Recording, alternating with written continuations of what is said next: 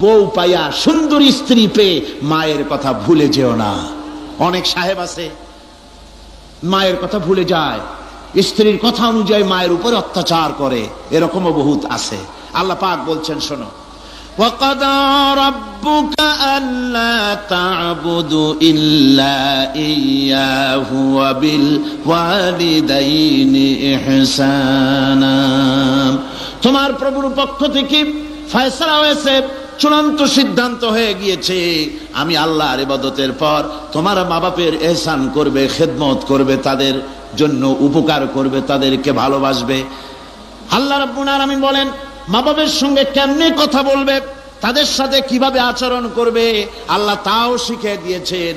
আল্লাহ পাক বলেন ওয়ালা তাকুল লাহুমা وَقُلْ لَهُمَا قَوْلًا كَرِيمًا। মা বাবার সাথে সম্মানজনক কথা বলো। وَقُلْ لَهُمَا قَوْلًا كَرِيمًا, সম্মানজনক কথা বলো, মাথায় ঝাঁকি দিয়ে রাগ করে চোখ মোটা করে কথা বলো না। তুমি সন্তান, তোমার জন্য সবচাইতে বড় পীর তোমার আব্বা তোমার আম্মা, ঠিক কিনা কন? ছেলের জন্য, মেয়ের জন্য, সন্তানের জন্য সবচাইতে বড় পীর কে? বাপ মা। এটা ভালো করে মনে রাখতে হবে। আপনার মাওলানা সাহেবদের দোয়া, পীর সাহেবদের দোয়া কবুল হতেও পারে, নাও হতে পারে, 50-50 সম্ভাবনাও আছে, আবার সম্ভাবনা নাই। কিন্তু মা বাবার দোয়া কবুল হবে 100% সিউরিটি রয়েছে। রাসূলুল্লাহ বলেছেন 3 জনের দোয়া কবুল হবে, মুস্তাজাবুদ দাওয়াত। কয়জনের দোয়া কবুল হবে?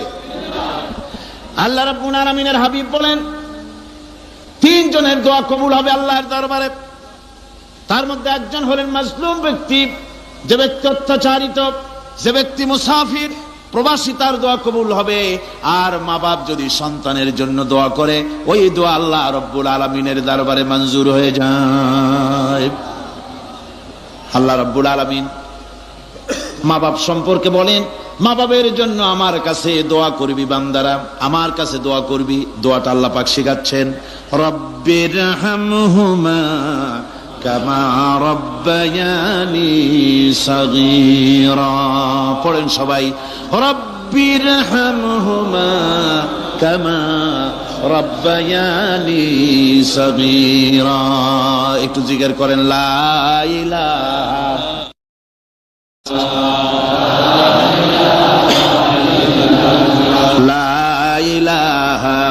ইল্লাল্লাহ, লা ইলাহা ইল্লাল্লাহ, লা ইলাহা ইল্লাল্লাহ, লা ইলাহা ইল্লাল্লাহু মুহাম্মাদুর রাসূলুল্লাহ।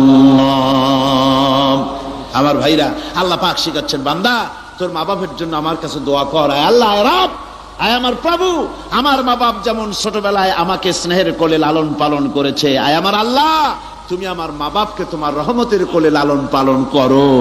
আল্লাহ শিখাই দিয়েছেন। আমার ভাইরা, প্রত্যেক নামাজের পরে এই দোয়াটা ভুলে যাবেন না। ভুলে যাবেন? ভুলে যাবেন? আমার ভাইরা, আমার বোনেরা, সবাই প্রত্যেক নামাজের পরে পড়বেন, রব্বির হামহুমা কামা রব্বায়ানি সাগীরা। এই দোয়া করতে কেউ ভুলে যাবেন না। আল্লাহ রাব্বুল আলামিন বলে, বান্দারে ওয়াসাইনাল ইনসানা বিওয়ালিদাইহি ইহসানা হামালাতুহু উম্মুহু কুরহা ওয়া ওয়াদাতুহু কুরহা।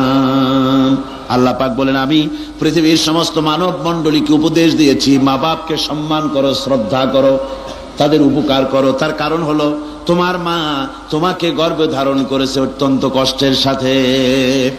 আল্লাহ বলতেছেন, মা তোমাকে গর্ভ ধারণ করেছে অত্যন্ত কষ্টের সাথে, এরপরে তোমাকে ডেলিভারি করেছেন অত্যন্ত কষ্টের সাথে, তোমাকে ডেলিভারি করেছেন। গভীর রাত্রে মানুষ সব ঘুমায় যায়, গর্ভবতী মা ঘুমাতে পারে না, সন্তান পেটের ভিতরে, হাঁটু দিয়া গুতা মেরেছে, পা দিয়া লাথি মেরেছে। মা চরম শীতের রাত্রে, প্রচন্ড শীতের রাতে গায়ের লেপটা সরায় দিয়া মা একবার দাঁড়ায়, আর একবার বসে, একবার দেওয়ালের সাথে হেলান দিয়া দাঁড়ায়। কষ্ট করে রাতটারে কাটায় দেয়। আবার সারাদিন সংসারের জন্য কাজ করেছেন, রান্না বান্না করেছেন মা, সকলকে খাওয়াইয়া মা শেষের দিকে খেতে গেছেন। যখন নিজে খেতে গেলেন, খাবারের ক্ষুধা নিয়ে পেট ক্ষুধা নিয়ে খেতে বসেছেন, পেটের ভিতরে সন্তান লাথি মেরেছে, পেটের মধ্যে ঘুষা মেরেছে, হাঁটু দিয়া গুতা মেরেছে, ভরা পেটে পেটের ভিতরে সন্তান গুতা মারলো হাঁটু দিয়া মাথা দিয়া। মা ক্ষুধা রয়েছে পেটে, খেতে পারলেন না, বেদনা শুরু হয়েছে। খাবারের থালাটা ঠেলে দিয়ে মা দাঁড়ালেন, বসলেন, চোখের পানি ফেললেন।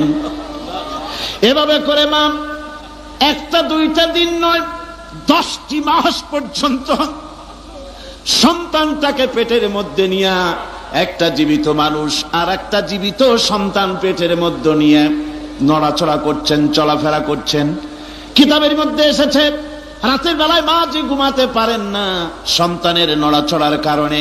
রাতভর ইবাদত করলে যত সওয়াব পাওয়া যেত, আল্লাহ ওই সওয়াব মায়ের আমলনামায় লিখে দেন।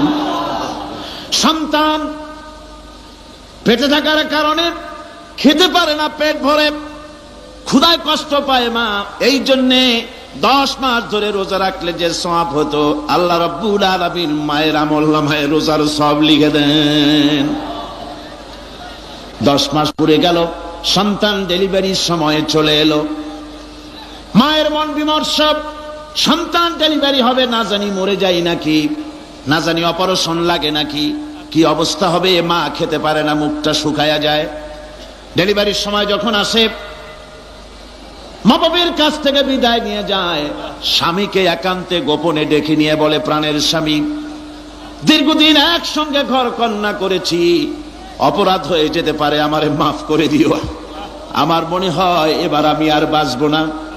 সংসার থাকলো, চাবি থাকলো, সব বুঝে নাও, আমারে মাফ করে দিও।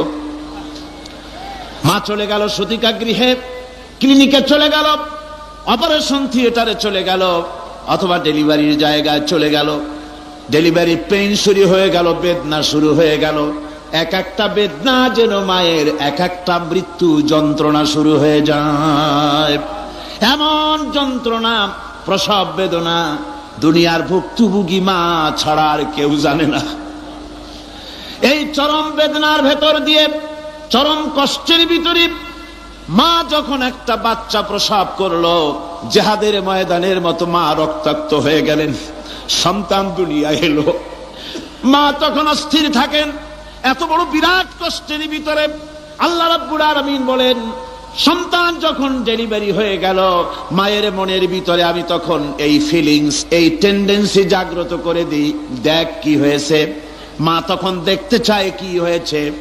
মায়ের সামনে যখন এত কষ্টের, হৃদয় রিংরণ, কলিজার 32টি নাড়ি ছেঁড়া যন্ত্রণার সন্তান যখন মায়ের চোখের সামনে আসে, আল্লাহ পাক বলেন, মা যখন তার ছেলের মুখের দিকে তাকায়, মেয়ের মুখের দিকে তাকায়, আল্লাহ বলেন 10 মাসের পেটে ধরা কষ্ট আর ডেলিভারির সব কষ্ট মায়ের মন থেকে মুছে ফেলে দেই। আল্লাহ রাব্বুল আলামিন বলেন, খবরদার দুনিয়ার মানুষ, এমন মায়ের সাথে নাফরমানি করবি না, এ মায়ের সাথে নাফরমানি করবি না, মাকে সম্মান করবি, মার কাছে দোয়া চাবি। দুনিয়ায় যদি সম্মান চাও, রিজেক্ট চাও, মায়ের পায়ে ধরে কাঁদো। মায়ের জাতি অনেক সম্মান তার। রাসূল করিম সাল্লাল্লাহু আলাইহি ওয়াসাল্লামকে প্রশ্ন করা হয়েছে, হুজুর খেদমত করবো কার? হুজুর কয় মায়ের। তারপরে কার? হুজুর কয় মায়ের। তারপরে কার? হুজুর বলেন মায়ের। তারপরে কার? তোমার পিতার। 3 গুণ। তোর মায়ের মর্যাদা 3 গুণ বেশি, তোর বাপের চাইতে মর্যাদা বেশি। সুবহানাল্লাহ পড়ে। আর আজকে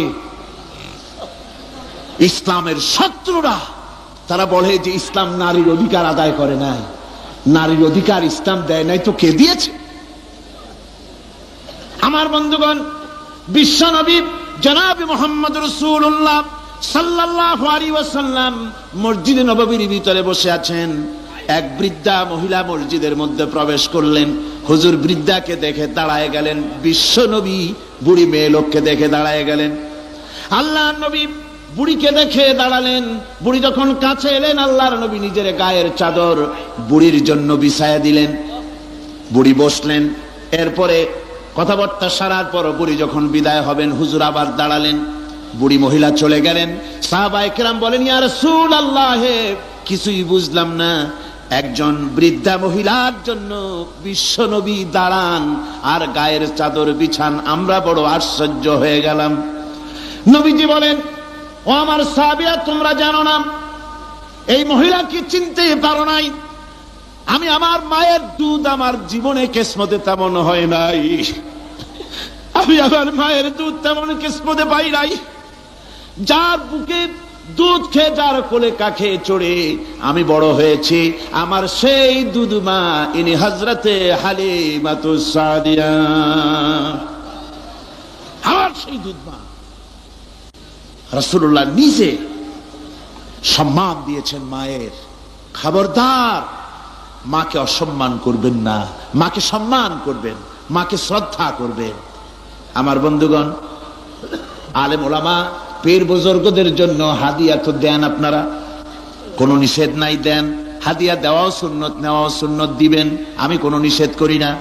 কিন্তু আমি বলতে চাই, পীর বুজুর্গদের কাছে, আলেম ওলামাদের কাছে হাদিয়া দিয়া আল্লাহরে যত না খুশি করতে পারবেন, এই ডালিম বেদানার মৌসুমে বেদানা একটা ভেঙে নিজ হাতে যদি মায়ের মুখে তুলে দেন, আল্লাহর আরশ খুশি হয়ে যাবে, আল্লাহর আরশ আজিম খুশি হয়ে যাবে, আল্লাহ পাক খুশি হয়ে যাবেন। মায়ের খাওয়াও, বাপকে খাওয়াও, তোমার সবচেয়ে বড় পীর তিনি। সুবহানাল্লাহ, পড়ো সুবহানাল্লাহ। মা বাপ যদি একটু দোয়া করে দেয়, তোমার জিন্দেগির কাম শেষ। একটু বদদোয়া করলে জাহান্নামে যাবা। কোন পীর সাহেব বদদোয়া করলে জাহান্নামে যাবে এমন কথা নয়, কোন মাওলানা বদদোয়া করলে দোজখে যাবে এমন কথা নয়। রাসূল বলেছেন, হুমা জান্নাতুকা ওয়া নারুকা, মা বাপ তোমার বেহেশত, মা বাপ তোমার জাহান্নাম। মা বাপ যদি অসন্তুষ্ট হয় দোজখে যাবি, আর মা বাপ যদি খুশি আল্লাহর জান্নাতে চলে যাবি। সুবহানাল্লাহ, সুবহানাল্লাহ, সুবহানাল্লাহ। মায়ের পায়ের তলে তোর বেহেশত। আমরা পুরুষ, আমাদের গত বছরও বলেছি, আমরা পুরুষ, আমাদের পায়ের তলে জুতা, আমাদের পায়ের তলে কি? শুধু জুতা। আর আমার মা, আমার মায়ের জাতি যারা এই প্যান্ডেলে বসে আছেন, আমার মায়েরা বোনেরা, মায়ের জাতি যারা পৃথিবীতে, মায়ের জাতির পায়ের তলে আল্লাহর বেহেশত। সুবহানাল্লাহ। নারীর মর্যাদা ইসলাম দেয় নাই, কে দিয়েছে? আল্লাহ দিয়েছেন, আল্লাহ রাসূল দিয়েছেন। আমার বন্ধুগণ, হযরত বাইজিদ বুস্তামি, ছোট্ট বাচ্চা ছেলে, গভীর রাত্রে মা অসুস্থ, পানির পিপাসায় জেগে উঠেছেন। বাবারে, পিপাসায় শেষ হয়ে গেলাম, পানি দাও। ছেলে ঘরের ভিতরে পানি না পেয়ে বাইরে দৌড়াদৌড়ি করলেন। অনেক দূর থেকে পানি নিয়ে এসে দেখেন মা ঘুমায় গেছেন। পানি নিয়ে দাঁড়ানো, পৌষ মাস, মাঘ মাসের শীতের রাত, ফজরের সময় মায়ের ঘুম ভেঙে গেল। তাকিয়ে দেখেন বাইজিদ দাঁড়ানো, হাতে পানি থরথর করে কাঁপছে। জিজ্ঞাসা করে, বাইজিদ তুমি দাঁড়ানো কেন? ছোট্ট বাচ্চা বলে, মা পানি চেয়েছিলে তুমি গভীর রাত্রে, পানি ঘরে ছিল না, অনেক দূর থেকে আনতে হয়েছে। মা বলছে, ঘুমাও নাই কেন গ্লাস থুইয়া? বাচ্চা বলে, ঘুমাই নাই, তুমি যদি আবার পানি চাও সময় মতো যদি দিতে না পারি, মা তোমার কষ্ট হবে, এই জন্য ফজর পর্যন্ত আমি দাঁড়ায় আছি, কখন তুমি পানি চাও। মা হাতের থেকে পানি নিয়ে পান করলেন। বাইজিদকে বিছানার উপরে আরাম করে কম্বল দিয়ে ঘুম পড়াইয়া দিলেন। হযরত বাইজিদের মা উযু করে ফজরের নামাজ পড়ে সিজদায় চলে গেলেন। চিৎকার মেরে কেঁদে বলেন, আমার রব, আমার আল্লাহ, আমি আমার বাইজিদের মা, আমি মা হয়ে বাইজিদের জন্য দোয়া করি। বাইজিদ আমার জন্য আজকে যা করেছে, আমি মা, আমার কলিজা ঠান্ডা হয়ে গেছে। হায় আল্লাহ, আমি বাইজিদের জন্য দোয়া করি, তুমি তাকে সুলতানুল আরিফিন বানাইয়া দিও। মঞ্জুর হয়ে গেল আল্লাহ পাকের কাছে দোয়া। আমার ভাইরা, আল্লাহ পাক বলছেন, খবরদার, আমার ইবাদতের পরে মা বাপ, আল্লাহর ইবাদতের পরে কারা? মা বাপ। মা বাপকে সম্মান করো, শ্রদ্ধা করো, মোহাব্বত করো, কিসমত খুলে যাবে, কিসমত খুলে যাবে। মা বাপকে সম্মান করো। হযরত আবু হুরায়রা রাদিয়াল্লাহু তাআলা আনহু রাসূলের সামনে এসে কাঁদতেছেন। হুজুর বলছেন, আবু হুরায়রা কাঁদো কেন? কাঁদো কেন? রাতের বেলা কাঁদো কেন? হযরত আবু হুরায়রা বলছেন, হুজুর আমাকে মা মেরেছেন। হুজুর বলছেন, মা মারলো কেন? কোন অপরাধ করেছো? কোন গোস্তাখি করেছো? আবু হুরায়রা বলছেন, না হুজুর, কোন গোস্তাখি করি নাই। তবে মারলো কেন? হযরত আবু হুরায়রা বলছেন, হুজুর আমি আপনার দরবার থেকে ফিরতে রাত হয়ে গিয়েছিল। মা জিজ্ঞেস করলেন, আবু হুরায়রা এত রাত্রে কোথায় ছিলে? বললাম, আমি ছিলাম যে কদম চুমতে পারলে দুনিয়া ধন্য হয়, সেই দরবারে নববীর কদম মোবারক থেকে আসতে আমার দেরি হয়েছে।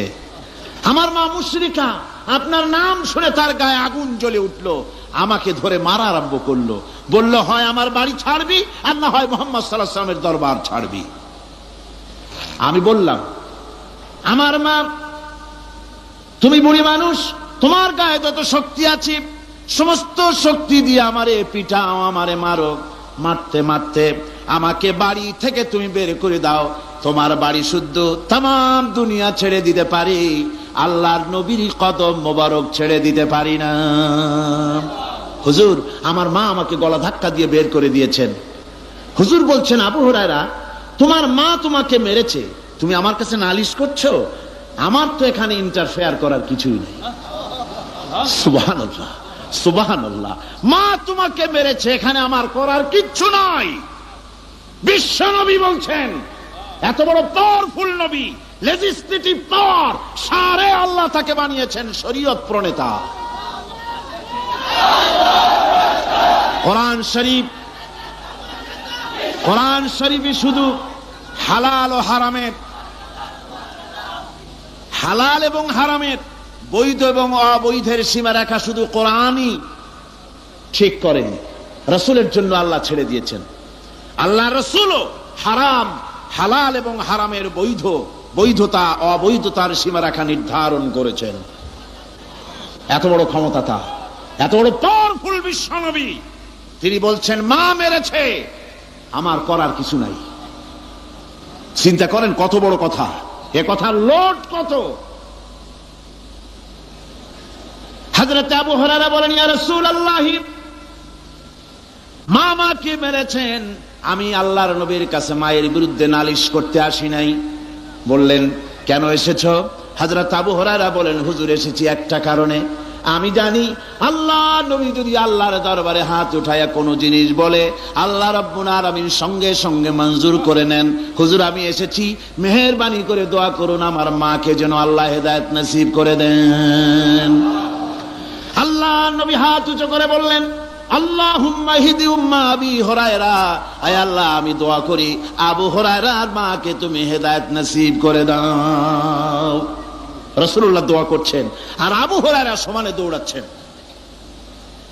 তিনি দৌড়াচ্ছেন, পিছন থেকে কয়েকজনে আবু হুরায়রার জামা টেনে ধরেছে, দৌড়ো। তাদের জানা আবু হুরায়রা খুব ভদ্রলোক মানুষ, কোন ঝড় ঝামেলার মধ্যে থাকে না, রাগ শাক করে না, চিৎকার মারে না, দৌড় মারে না, এত ভদ্র শরীফ, দৌড়ায় কেন? না জানি কোন বিপদ বুঝি ঘটে গেছে। পিছন থেকে জামা টেনে ধরে বলে, দৌড়াও কেন? হযরত আবু হুরায়রা জামা সাহাবীর হাত থেকে ছিনায় নিয়ে বলেন, জামা ছেড়ে দাও, আমাকে দৌড়াতে দাও। আমি দৌড়াইয়া বাড়ি যে দেখতে চাই, আমি দৌড়াই আগে আমার বাড়ি পৌঁছতে পারলাম না, আমি যাওয়ার আগে আমার আল্লাহর নবীর দোয়া আমার বাড়ি পৌঁছে গেছে, আমি এইটা দেখতে চাই। হযরত আবু হুরায়রা বাড়িতে গিয়ে দরজা নক করলেন, ভেতর থেকে আওয়াজ এলো, কে? হযরত আবু হুরায়রা বলেন, মা আমি তোমার আবু হুরায়রা ফিরে এসেছি। মা বলছেন, বাবা অপেক্ষা করো, দরজা খুলতেছি। হযরত আবু হুরায়রা বলেন, মায়ের গলার আওয়াজের ভিতরে শিরকিয়াতের কর্কশতা পেলাম না, মায়ের গলার আওয়াজের ভিতরে তাওহীদের গন্ধ পেলাম। আমার মনে হলো নবীজির নিক্ষিপ্ত তীর তার নিশানায় পৌঁছে গেছে। কিছুক্ষণ পর মা আমার বেরিয়ে এলেন, মাথা থেকে চুলের থেকে বুড়ি মানুষ, সাদা চুলের ভিতর থেকে পানি পড়তেছে। মা বলল, বাবারে তোমারে মারার পর আমি বড় অনুতপ্ত হয়েছি, অনুশোচনা করেছি, আমি গোসল করেছি, মনে মনে ভাবলাম আমার ছেলে তো কোনো খারাপ জায়গায় যায় নাই, কেন তারে মারলাম, আমি বড় লজ্জায় পড়েছি তোমারে মেরে। ও আমার আবু হুরায়রা, আমি গোসল করেছি, পবিত্র হয়ে গেছি, জলদি করে আমাকে নিয়ে চলো বিশ্ব নবী জনাবে মুহাম্মদুর রাসূলুল্লাহর দরবারে।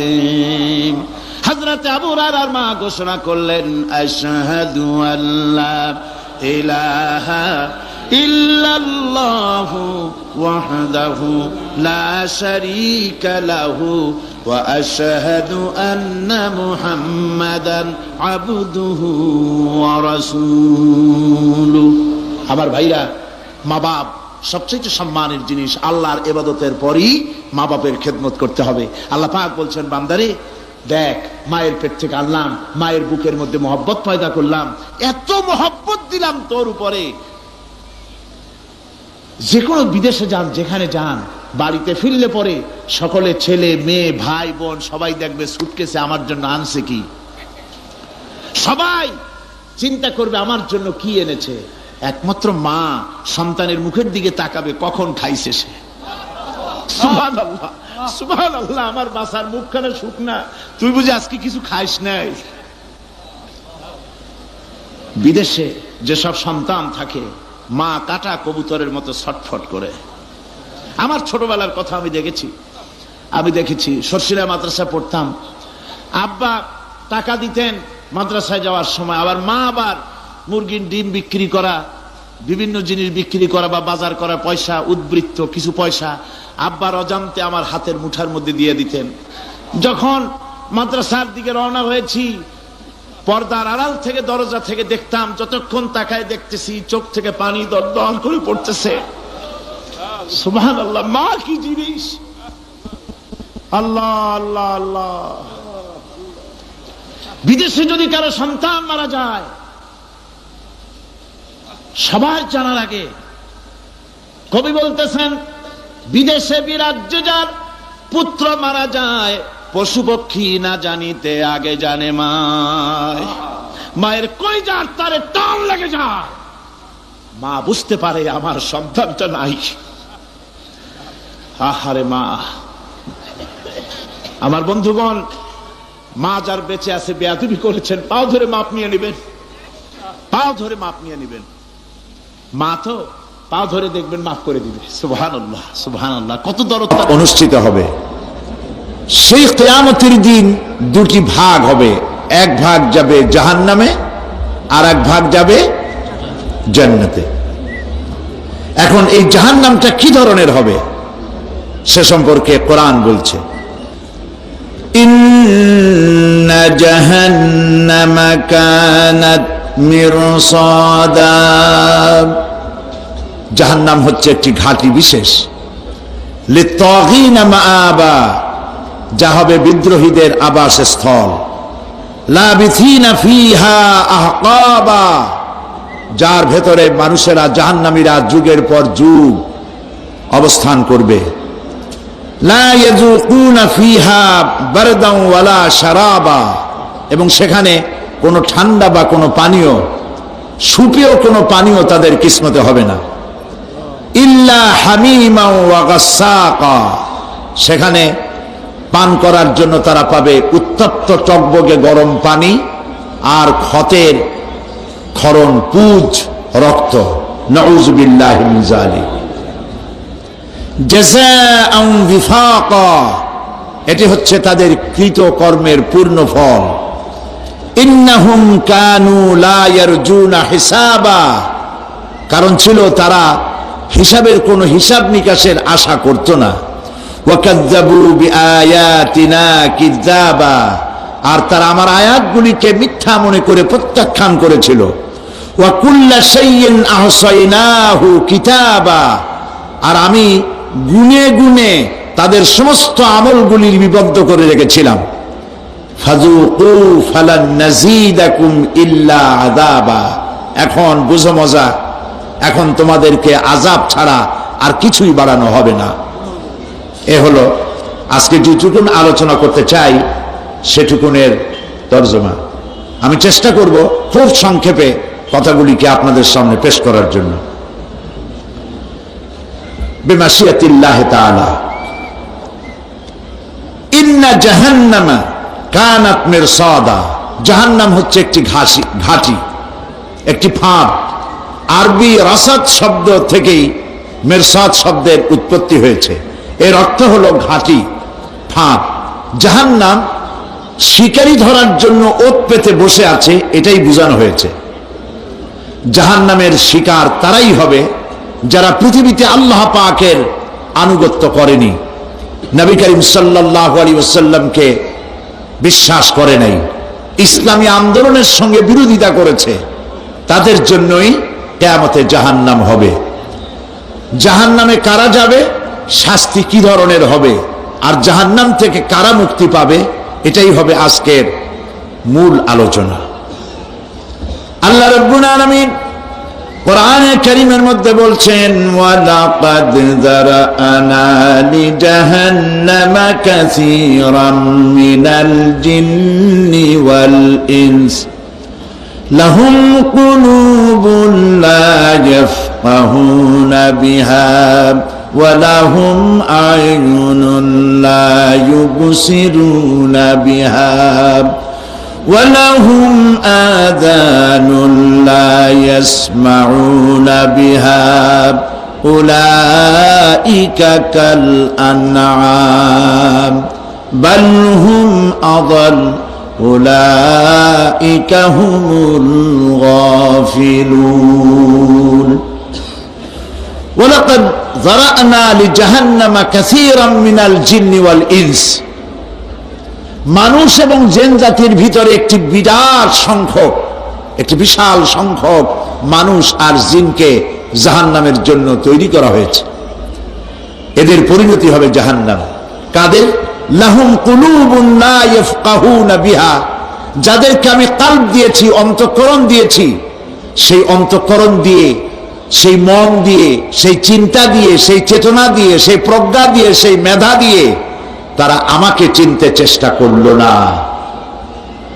এদের বিবেক আছে, সব বুঝেছে, কিন্তু আমাকে বুঝতে পারে নাই।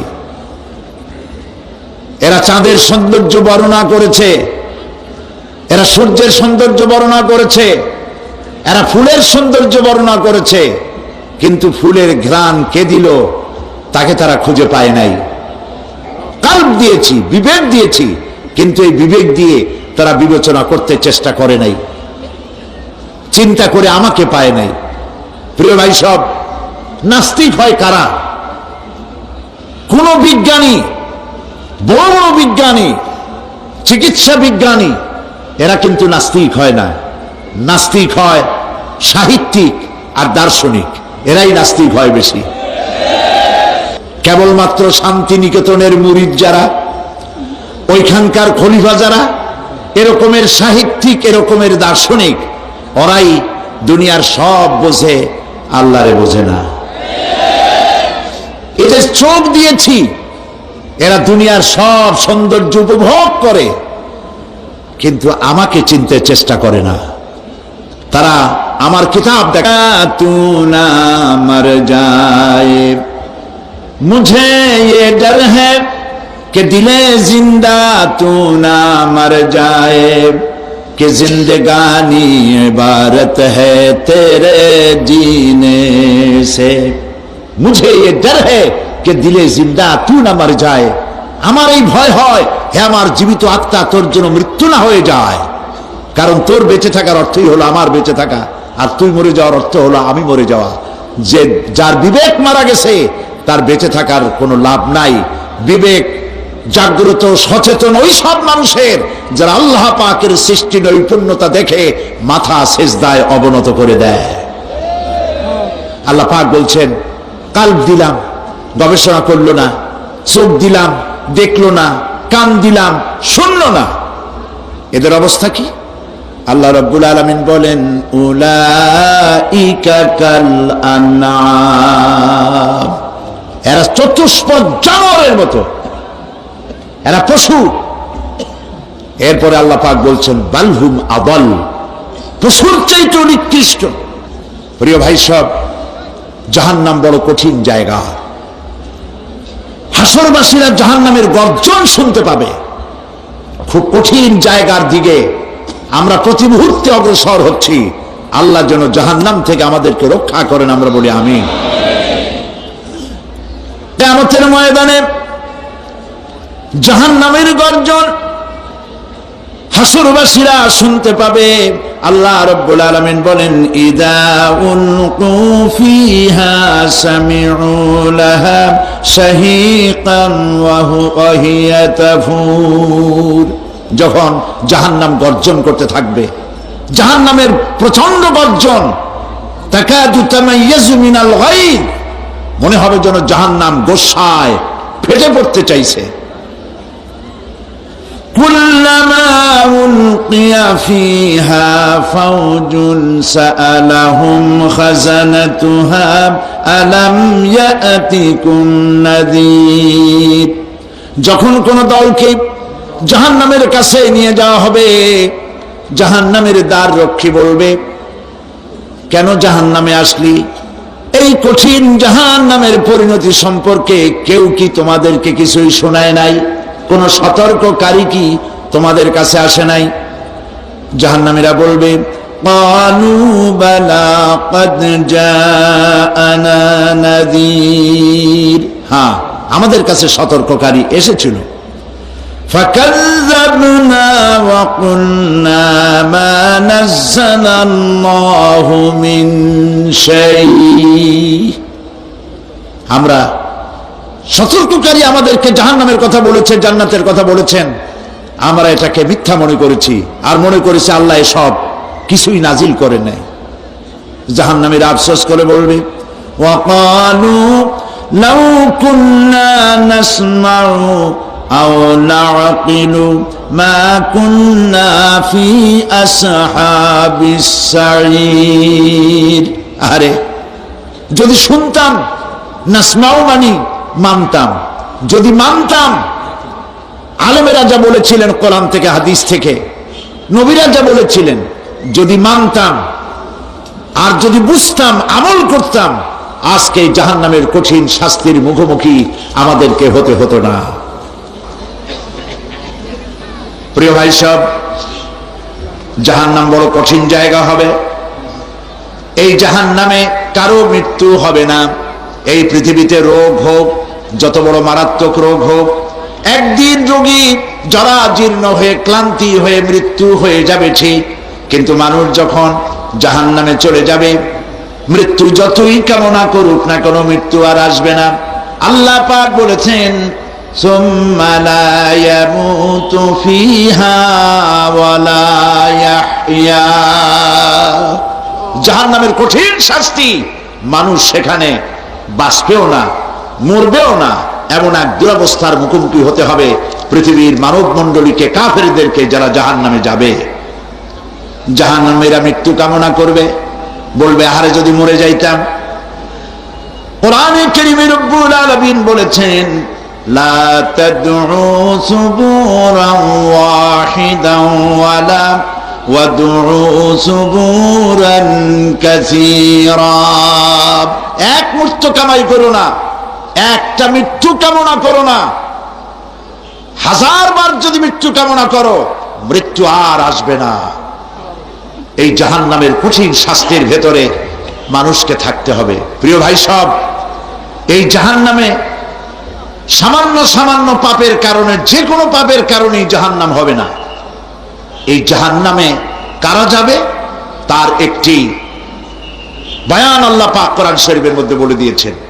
একটি আয়াতের মধ্যে আল্লাহ রাব্বুল আলামিন বলেন, আলকিয়া ফি জাহান্নামা কুল্লা কাফফারিন আনিদ মান্নাইন লিল খায়রি মু'তাদিম মুরিব। প্রত্যেক অস্বীকারীকে জাহান্নামে যেতে হবে। যারাই আল্লাহ পাককে অস্বীকার করেছে তাদেরকে জাহান্নামে নিক্ষেপ করা হবে। যে সত্যের পথে প্রতিবন্ধকতার সৃষ্টি করেছে, ইসলামী আন্দোলনের সামনে বাধার সৃষ্টি করেছে, আর আল্লাহ পাকের সীমা লঙ্ঘন করেছে, দ্বীনের প্রতি সন্দেহ পোষণ করেছে, আর আল্লাহর সাথে শিরক করেছে, তাদের সকলকেই জাহান্নামে যেতে হবে। নাউযুবিল্লাহি মিন যালিক। আল্লাহ পাক এর থেকে আমাদেরকে হেফাজত করুন, আমরা বলি আমিন। প্রিয় ভাই সব, নবী রাসূলগণ তারা এই পৃথিবীতে আল্লাহর দেওয়া জীবন বিধান নিয়ে এসেছিলেন। একে অস্বীকার যারা করবে তাদেরকে কিয়ামতে জাহান্নামে নিক্ষেপ করা হবে। প্রতি মুহূর্তে আল্লাহর রহমতের উপরে বেঁচে থেকে যারা আল্লাহ পাকের কৃতজ্ঞতা স্বীকার করবে না তাদেরকেও জাহান্নামে যেতে হবে। কোরআনে কারিমে আল্লাহ পাক বলেছেন, লা ইন শাকারতুম লাযীদান্নাকুম ওয়া লা ইন কাফারতুম ইন্না আযাবি লাশাদীদ। আমার নিয়ামতের কৃতজ্ঞতা যারা স্বীকার করবে, আমার নিয়ামতের শুকর যারা আদায় করবে, আমি তাদের নিয়ামতকে বাড়ায় দেব। আর যারা অস্বীকার করবে, শুকর আদায় করবে না, তাদের জন্য শাস্তি দেওয়া হবে। এই জন্য আল্লাহ পাকের নিয়ামতের শুকরিয়া আদায় করতে হবে। 2 নম্বরে আল্লাহ পাকের হুকুম আহকাম মেনে জীবন পরিচালনা করতে হবে। নবীরা আল্লাহ পাকের পক্ষ থেকে যে দ্বীন নিয়ে এসেছেন ওই দ্বীনের আনুগত্য করতে হবে, বিরোধিতা করা যাবে না। যারা ইসলামী আন্দোলনের বিরোধিতা করবে, আল্লাহর দ্বীন প্রতিষ্ঠার পথে যারাই বিরোধিতা করবে, জায়গা হবে কোথায়? জাহান্নাম। ভাই সব, জাহান্নাম বড় কঠিন হবে। সেদিন কেউ সুপারিশ করবে না, কোনো উপায় থাকবে না। কিয়ামতের ময়দানে আমলনামা ছেড়ে দেওয়া হবে। জাহান্নামীদের আমলনামা পেছন থেকে বা হাতে আসবে। কোরআনে কারিমে আল্লাহ পাক বলেন, ওয়া আম্মা মান উতিয়া কিতাবাহু বিশিমালিহি ফায়াকুলু ইয়া লাইতানি লাম উতা কিতাবিয়া। পেছন থেকে বাম হাতে যার আমলনামা আসবে, সে বলবে, আরে আমারে যদি কিতাবটা, আমার যদি আমলনামা না দেওয়াই হতো কত না ভালো হতো, আমার যদি হিসাব না নেওয়া হইতো কত ভালো হতো। ওয়ালাম আদরি মা হিসাবিয়া ইয়া লাইতাহা কানাতিল কাদিয়া। আমার হিসাব যদি আমি আদৌ না জানতাম তাহলে কতই না ভালো হতো। হায় আমার মৃত্যু যদি দুনিয়ায় শেষ হয়ে যেত, আর যদি এই ময়দানে ওঠা না লাগতো। মা আগনা আন্নি মালিয়া হালাকা আন্নি সুলতানিয়া। আজ আমার অর্থ সম্পদ কোনো কাজে লাগলো না, আমার ক্ষমতা প্রতিপত্তি কোনো কাজে লাগলো না। বড় বড় বাদশা, বড় বড় প্রেসিডেন্ট, প্রধানমন্ত্রী কিয়ামতে এতিমের মতো দাঁড়ায় থাকবে, বলবে আমার দলবল কই, যারা সেলুট দিত তারা কই, টাকা কই, পয়সা কই, বিষয় কই, সম্পত্তি কই, কিচ্ছু পাবে না। প্রিয় ভাই সব, এই পৃথিবীতে ক্ষমতা যতদিন থাকে পুলিশ সেলুট মারে, আর্মি সেলুট মারে। আমল যদি খারাপ হয় ফেরেশতা যে কি দিয়া মারবে চিন্তাই করতে পারেন। আমি লক্ষ্য করেছি, পুলিশ, বিডিআর, আর্মি যখন সেলুট দেয় 2 রকম মারে, হাত দিয়া মারে আর বুট পায় আছে, এক জুতা আর এক জুতার সাথে ঠাস করে আরেকটা লাগায়। আমি চিন্তা করছি 2টা দেয় কেন? হাত দিয়েও দিল, পাও দিয়েও দিল, অর্থ কি? অর্থ পরিষ্কার। সরকারের মন্ত্রী, সরকারের লোক, আপনি আমার সেলুট পাইতে পারেন, ব্রিটিশ নিয়মে মারল হাত দিয়া, আর একটা ইশারা দিয়া দিল, মারে হতি ইশারা। সরকারে থাইকা যদি জনগণের সর্বনাশ করেন, মুসলমান দেশের তথ্য পাচার করে মুসলিম দেশের স্বাধীনতা যদি হরণ করতে চান, আর যদি ধরা পড়েন, তাহলে হাত দিয়া না, ওইটা দিয়ে মারবো।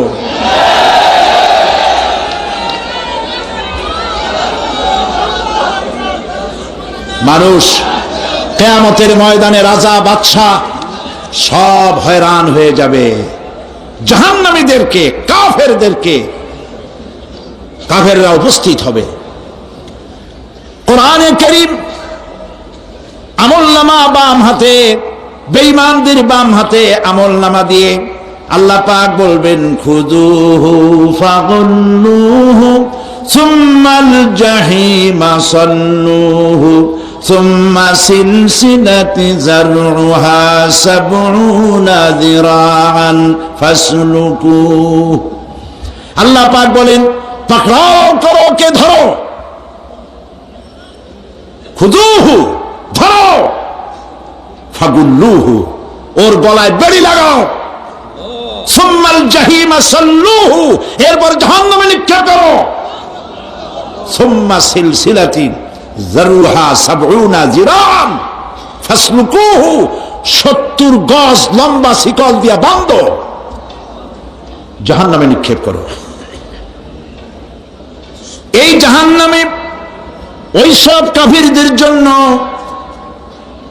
হবে এই আযাব। আল্লাহ পাক কেন দিবেন কারণ সম্পর্কে আল্লাহ পাক বলেন ইন্নাহু কানা লা ইউমিনু বিল্লাহিল আযীম ওয়া লা ইয়াহুদ্দু আলা তুআমিল মিসকিন। কারণ হলো এরা আল্লাহ পাকের উপরে বিশ্বাস স্থাপন করত না।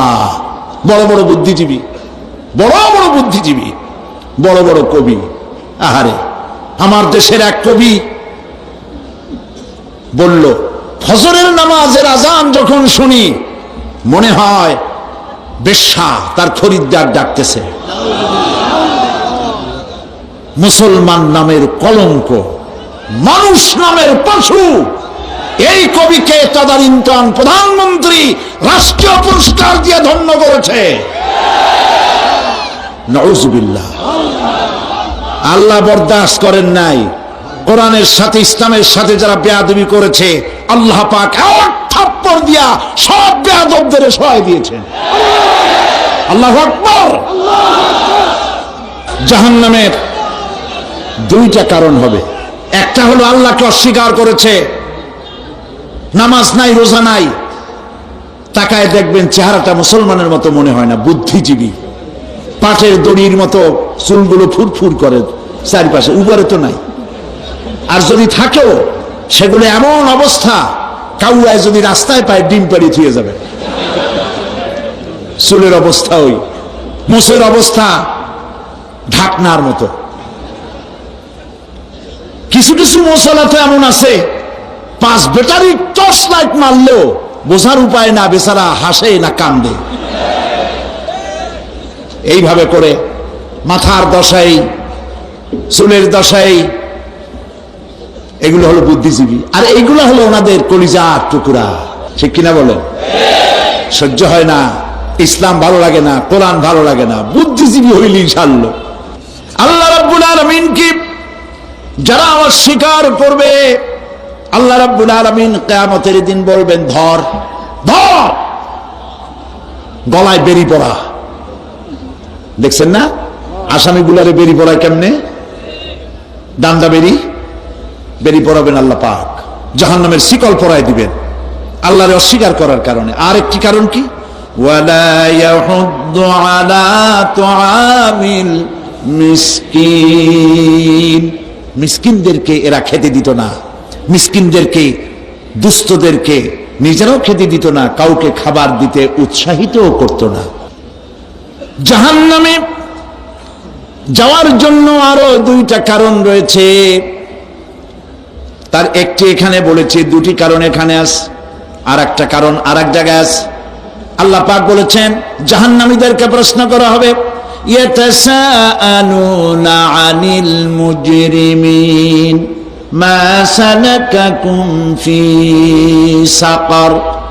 জাহান্নামীদেরকে প্রশ্ন করা হবে কেন জাহান্নামে এসেছো? তারা বলবে ক্বালু লাম নাকু মিনাল মুসাল্লিনা ওয়া লাম নাকু নুতঈমুল মিসকিন। আমরা নামাজ আদায় করি নাই, নামাজ পড়ি নাই, আর মিসকিনদেরকে খেতে দেই নাই। মারাত্মক কারণ হবে জাহান্নামে যাওয়ার এগুলি। প্রিয় ভাই সব, এরপরে কিয়ামতের দিন আমলনামা দিয়ে দেওয়ার পর একদল তো জান্নাতে চলে যাবে, ইমানদারদের ডান হাতে আমলনামা আসবে, আর বেঈমানের কোন হাতে? পিছন থেকে বাম হাতে। জাহান্নামীরা জাহান্নামে যাওয়ার পর তারা সেখানে বসে জান্নাতীদেরকে দেখতে পাবে। সুবহানাল্লাহ। জান্নাতের দিকে তাকিয়ে তারা লক্ষ্য করে দেখবে যাদেরকে গালাগালি করেছিল মৌলবাদী বলে, যাদেরকে মারধর করেছিল, যাদেরকে ধর্মান্ধ বলা হয়েছিল, সেই লোকগুলি তো ওই জান্নাতে দেখা যায়। পানির পিপাসায় ক্ষুধার যন্ত্রণায় অস্থির হয়ে তখন জাহান্নামীরা বলবে, ওয়ানাদা আসহাবুন নারি আসহাবাল জান্নাতি আন আফিদু আলাইনা মিনাল মা। জাহান্নামীরা লাগ দিয়া বলবে, ও জান্নাতি ভাইরা, ক্ষুধায় মরে গেলাম, পিপাসায় মরে গেলাম, তোমরা যে পানি পান করো জান্নাতের ভিতরে, একটু পানি আমাদের দিকে ঢেলে দাও। আও মিম্মা রাযাকাকুমুল্লাহ, একটু পানি দাও, অথবা আল্লাহ পাক তোমাদেরকে যে রিজিক দান করেছে একটু খাদ্য আমাদের দিকে নিক্ষেপ করে দাও, একটু খাইয়া বাসি। আল্লাহ রাব্বুল আলামিন বলেন, জান্নাতি লোকেরা তখন বলবে, ক্বালু ইন্নাল্লাহা হারামাহুমা আলাল কাফিরিন। কাফিরদের জন্য আল্লাহ রাব্বুল আলামিন জান্নাতের নাজ এবং নিয়ামত, খাদ্য এবং পানীয় সব হারাম করে দিয়েছেন আল্লাহ পাক। বেহেশতের লোকেরা জাহান্নামীদেরকে ডেকে বলবে, ওয়ানাদা আসহাবুল জান্নাতি আসহাবান নারি আন ক্বাদ ওয়াজাদনা মা ওয়া'আদানা রাব্বুনা হাক্কান। জান্নাতীরা বলবে, ও জাহান্নামী ভাইরা, তোমাদের সাথে আল্লাহ পাক যে ওয়াদা করেছিলেন সেই ওয়াদা তোমরা কি ঠিক মতো পেয়েছো? তার মানে হচ্ছে আল্লাহর ওয়াদা ছিল নেক কাজ করলে জান্নাতে যাবে, আর আল্লাহর দ্বীনের সঙ্গে বিরোধিতা করলে, আল্লাহর সাথে নাফরমানি করলে জাহান্নামে যাবে। নামাজ আদায় না করলে, জিনা ব্যভিচার করলে, ইসলামের পক্ষে না থেকে বিপক্ষে থেকে শত্রুতা করলে জাহান্নামে যাবে। আল্লাহর এই ওয়াদাগুলি ঠিক মতো পাইছো কিনা? আজ তোমরা জাহান্নামে গিয়েছ। তারা বলবে, হ্যাঁ, আমাদের আল্লাহ পাক যে ওয়াদা করেছিলেন সেই ওয়াদা অনুযায়ী আমরা আজকে বিপদে পড়েছি। আমরা আমল না করার কারণে, উল্টা কাজ করার কারণে আজ আমাদের এই দুরবস্থা হয়েছে। জাহান্নামীরা এক দল আরেক দলের সঙ্গে অভিশাপ দেবে, এক দল আরেক দলকে অভিশাপ দেবে। তারা একে অপরের বিরুদ্ধে অভিশাপ দিতে থাকবে। সেখানে কর্মী আর নেতাদের সাথে দেখা হয়ে যাবে। যেই সব নেতাদের কথা মতো মুসল্লি পিটানো হয়েছে, লক্ষ্য করে, যেই সব নেতাদের কথা মতো বোমা মেরে, মানুষ মেরে দায় দায়িত্ব আলেমদের মাথার উপর, ইসলামের মাথার উপরে চড়ায় দেওয়া হয়েছে। এইবার নেতার সাথে কর্মীদের দেখা হবে কোন জায়গায়? কোন জায়গায় দেখা হবে?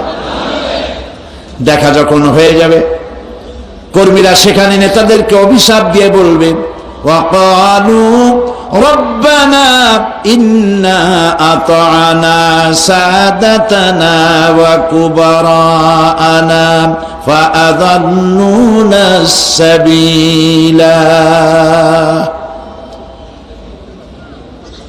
এরা বলবে আল্লাহর কাছে, রব্বুল আলামিন, এই নেতারা আমাদেরকে বিভ্রান্ত করেছে, তাদের কথা অনুযায়ী চলেছিলাম, ওরা আমাদেরকে যা যা করেছে তাই বলেছি। আমরা মানুষ মেরেছি, আলেমদেরকে মেরেছি, আর নিজেরা ঘটনা ঘটাইয়া ইসলামের উপরে চাপাই দিয়েছি এই নেতাদের কথা মতো। কর্মীরা বলবি রব্বানা আতিহিম দিফাইনি মিনাল আযাবি ওয়ালআনহুম লা'নান কাবীরা। আয় আল্লাহ, আজকে আমরা যে শাস্তি পাচ্ছি এর থেকে ডবল শাস্তি আমাদের নেতাদেরকে দাও। নেতাগুলো আসে লম্বা লম্বা বক্তৃতা করে যায়। কোন নেতা বলে, আমার কর্মীরা খবরদার, নামাজ ছেড়ো না বাবারা, নামাজ পড়ো, কোরআন শরীফ পড়ো, হাদিস শরীফ পড়ো, ইসলাম অনুযায়ী চলো। বলে বলে বলে না, বলবে না। বললে তো খুব খারাপ, মৌলবাদী মৌলবাদী হয়ে যাবে, স্বাধীনতা বিরোধী। ইসলামের কথা বলছে, মুখে দাড়ি, নাউজুবিল্লাহ, বলে নাউজুবিল্লাহ। সেই সময় ওয়াদার প্রাপ্ত জাহান্নামীরা বলবে, وقال الذين كفروا ربنا أرنا الذين أضلانا من الجن والإنس। কাফেররা তারা বলবে, আয় আল্লাহ, কে আমাদেরকে গোমরাহ করেছিল, তোমার দ্বীনের রাস্তা থেকে কারা সরায় দিয়েছিল, জেনেদের মধ্যে, মানুষের মধ্যে একটু দেখায় দাও। আরেনাল লাদাইনে আদাল্লানা, গোমরাহ করেছিল কারা, একটু দেখায় দাও। নাজআলহুমা তাহতা আকদামিনা লিয়াকুনা মিনাল আসফালিন। আমরা তাদেরকে আজকে পদদলিত করব, পদদলিত করব, পায়ের নিচে রাখবো। সেদিন কর্মীরা নেতাদের সম্পর্কে এই কথা বলবে। প্রিয় ভাই সব, সেই কিয়ামতের ময়দানে কেউ কারো কোনো উপকার করতে পারবে না, নেতাও পারবে না কর্মীর উপকার করতে, আর কর্মীরাও তো পারবেই না। এই জাহান্নামের ভিতরে নেতা কর্মীদের কথোপকথনের মধ্যে শয়তানের সঙ্গে দেখা হয়ে যাবে। কার সাথে দেখা হবে? শয়তানের সাথে। এই যে কথাগুলি আমি বলছি, এগুলি গল্প, আমার বানানো কথা? চিল্লায় বলুন, কার কথা? প্রিয় ভাই সব, কান লাগায় শোনেন, ফায়দা হবে। আল্লাহ যেন আমাদের ফায়দা দেন, বলি আমিন। ভাইরা আমার, এখন তো শয়তান দেখা যায় না, দেখা যায়? এখন দেখা যায় না, দেখলেও বোঝা যায় না কি কায়দায় কোন শয়তান আসছে, বুঝবার উপায় নাই। জাহান্নামের মধ্যে শয়তানের সাথে দেখা হয়ে যাবে। শয়তানের কথা মানুষেরা শোনে, গুনাহ করে নিজে। কবি বলেছেন, क्या हंसी आती है मुझे हजरत इंसान पर, क्या हंसी आती है मुझे हजरत इंसान पर, फेल बत्तू खुद करे और लानत करे शैतान पर। খারাপ কাজ নিজে করে দোষ দেয় শয়তানের। আসলে শয়তান তো প্ররোচনা দেয়। জাহান্নামের মধ্যে শয়তানের সাথে দেখা হয়ে যাবে। শয়তানকে যখন সবাই অভিযুক্ত করবে, তোর কারণেই তো জাহান্নামে এলাম, শয়তান তখন বলবে, ওয়াকালা শাইতানু লাম্মা কুদিয়াল আমরু ইন্নাল্লাহা ওয়া'আদাকুম ওয়া'দাল হক ওয়া ওয়া'আদতুকুম ফাখলাফতুকুম। শয়তান বলবে, আল্লাহ তোমাদেরকে সত্য প্রতিশ্রুতি দিয়েছিলেন, আমারে দোষ দিয়া লাভ নাই, আমারে দোষ দিয়া লাভ নাই। আল্লাহ পাক সত্য ওয়াদা করেছিলেন, তিনি ওয়াদা করেছিলেন তার কথা যদি শোনো, নামাজ যদি আদায় করো, জেনা যদি না করো, মদ জিয়া যদি না খেলো, সুদ ঘুষ যদি না খাও, আল্লাহ জান্নাত দান করবে। এটা ছিল তার ওয়াদা। আল্লাহ তার ওয়াদা পালন করে যারা তার হুকুম মেনে চলেছে তাদেরকে জান্নাত দান করেছেন। আর আমার ওয়াদা ছিল ভিন্ন। আমি ওয়াদা করেছিলাম, ইট, ড্রিঙ্ক আর বিমেরি, খাওয়ার ফুর্তি করো, দুনিয়াটা মস্ত বড়, দুনিয়া কা মজা লে লো, দুনিয়া তোমারি হ্যায়। শয়তানের কথা। কার কথা? শয়তানের কথা। শয়তানের কথা মতো শয়তান বলল, আমি বললাম পরকাল নাই, দেয়ার ইজ নো গড। বুদ্ধিজীবী মার্কা কথা। শ্রেষ্ঠ বুদ্ধিজীবী কে? চিল্লায় কোন? আমি অনেকগুলো ওয়াদা করছিলাম, এইটা নাই সেইটা নাই, আল্লাহ রসুলের কথা মানা মনার দরকার নাই। এমনি করে আল্লাহ যে ওয়াদা করেছিলেন, সমস্ত ওয়াদা তিনি পালন করেছেন, আর আমি যে ওয়াদা করেছিলাম আজ আমি খেলাপ করলাম। এমন জায়গায় বলবে যে এইটারে শোধ করার, এটা সংশোধন করার আর কোন উপায় নাই। শয়তান আরো বলবে ওয়ামা কানা লি আলাইকুম মিন সুলতান, আর আমি যে ওয়াদাগুলি করেছিলাম এর পিছনে কোনো দলিল ছিল না। আলেমরা কথা বলছে, কথায় কথায় কোরআন বলছে, হাদিস বলছে। লক্ষ্য করেন, শুনতেছেন আপনারা? আলেমরা কথা বলেছি, কথায় কথায় কোরআন আর হাদিসের দলিল পেশ করেছে, আল্লাহর কথা রাসূলের কথা পেশ করেছে। ওয়ামা কানা লি আলাইকুম মিন সুলতান, আর আমার কথার ভিতর কোনো দলিল ছিল না। আন্দাজে কয়ে গেছি, ভাইয়ের আমার, বোনের আমার, দিলাম একটা ডাক, ডাইনে তাকানো বায়ে তাকানো নাই, সবাই দিলা দৌড়। এখন আমারও দোষ দাও কেউ? এইসব দোষ দিয়ে কি লাভ নাই? ইল্লা আন দাউতুকুম ফাস্তাজাবতুম লি, আমি কি করছি? আমি একটা বক্তৃতা দিলাম, জ্বালাময়ী একটা ভাষণ দিলাম, আমি একটা আহ্বান জানালাম, কোন চিন্তা ভাবনা না করে আমার পিছনে তোমরা দৌড় দিয়েছ। কে বলবে? আহারে, আল্লাহ কি কোনো কথা গোপন রাখছেন? কোন গোপন রাখছেন? সব বলে দিয়েছে। কেন চিন্তা করো নাই? নেতা একটা এসে মঞ্চে দাঁড়ায় বক্তৃতা করতেছে, বেটা সারা জীবনে নামাজ পড়ে না, চেহারার দিকে তাকাইলে মনেই হয় না মুসলমান, মরলে পরে ফেরেশতা পর্যন্ত আশ্চর্য হয়ে যাবে, বেটা তুই শ্মশান তুই কবরে আসছিস কেন?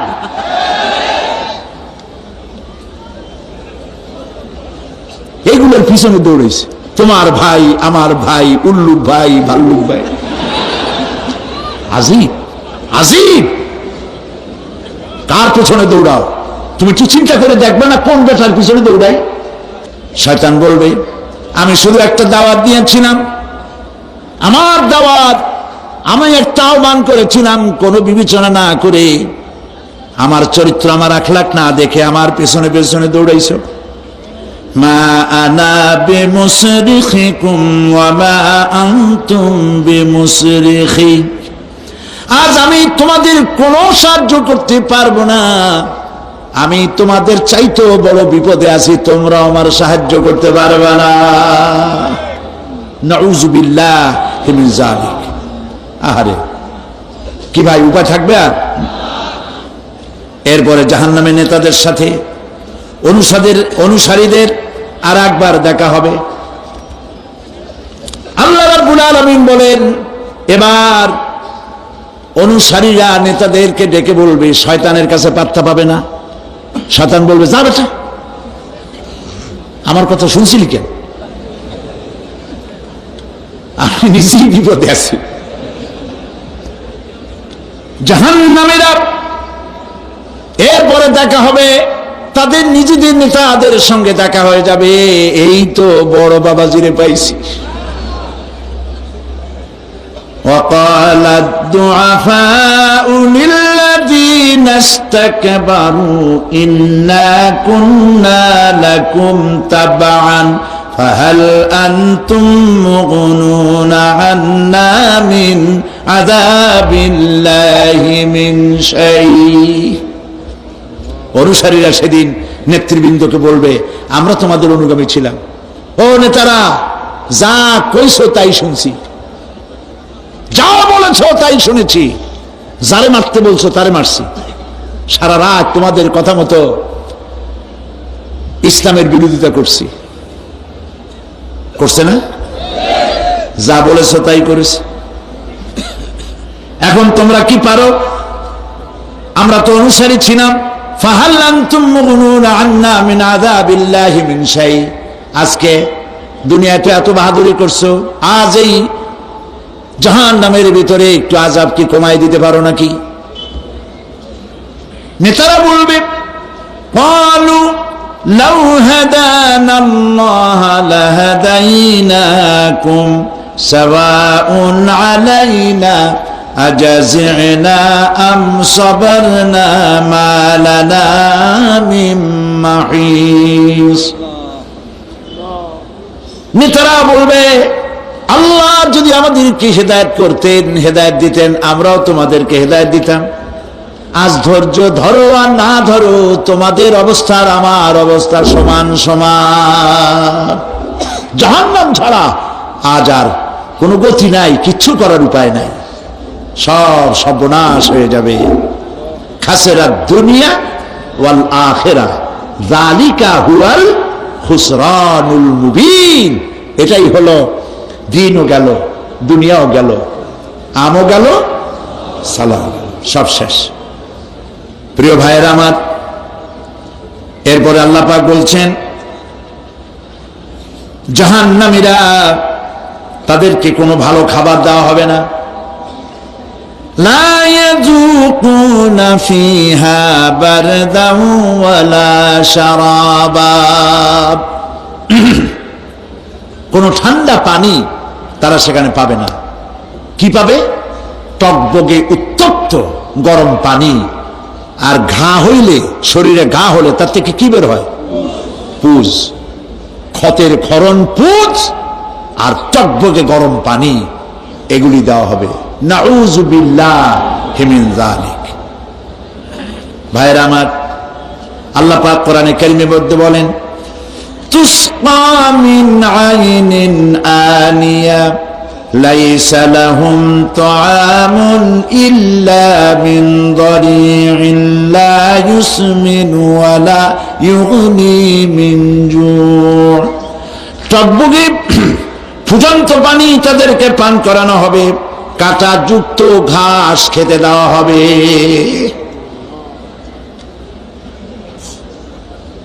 এতে করে তাদের ক্ষুধা মিটবে না, দেহেরও কোনো পুষ্টি হবে না, ক্ষুধাও নিবৃত্ত হবে না। এরপরে তাদেরকে জাহান্নামের আগুন দিয়ে তাদের পোশাক বানানো হবে। নাউযুবিল্লাহ।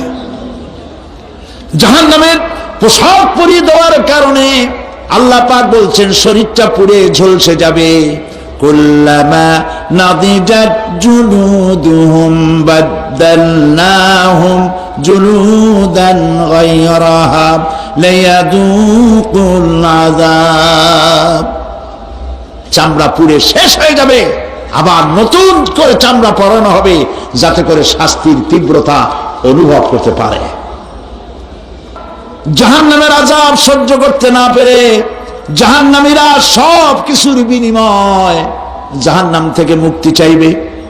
ইয়াওয়াদ্দুল মুজরিমু লাউ ইয়াফতাদি মিন আযাবিন ইয়াওমাইযিন বিবানিহি ওয়া সাহিবাতিহি ওয়া আখিহি।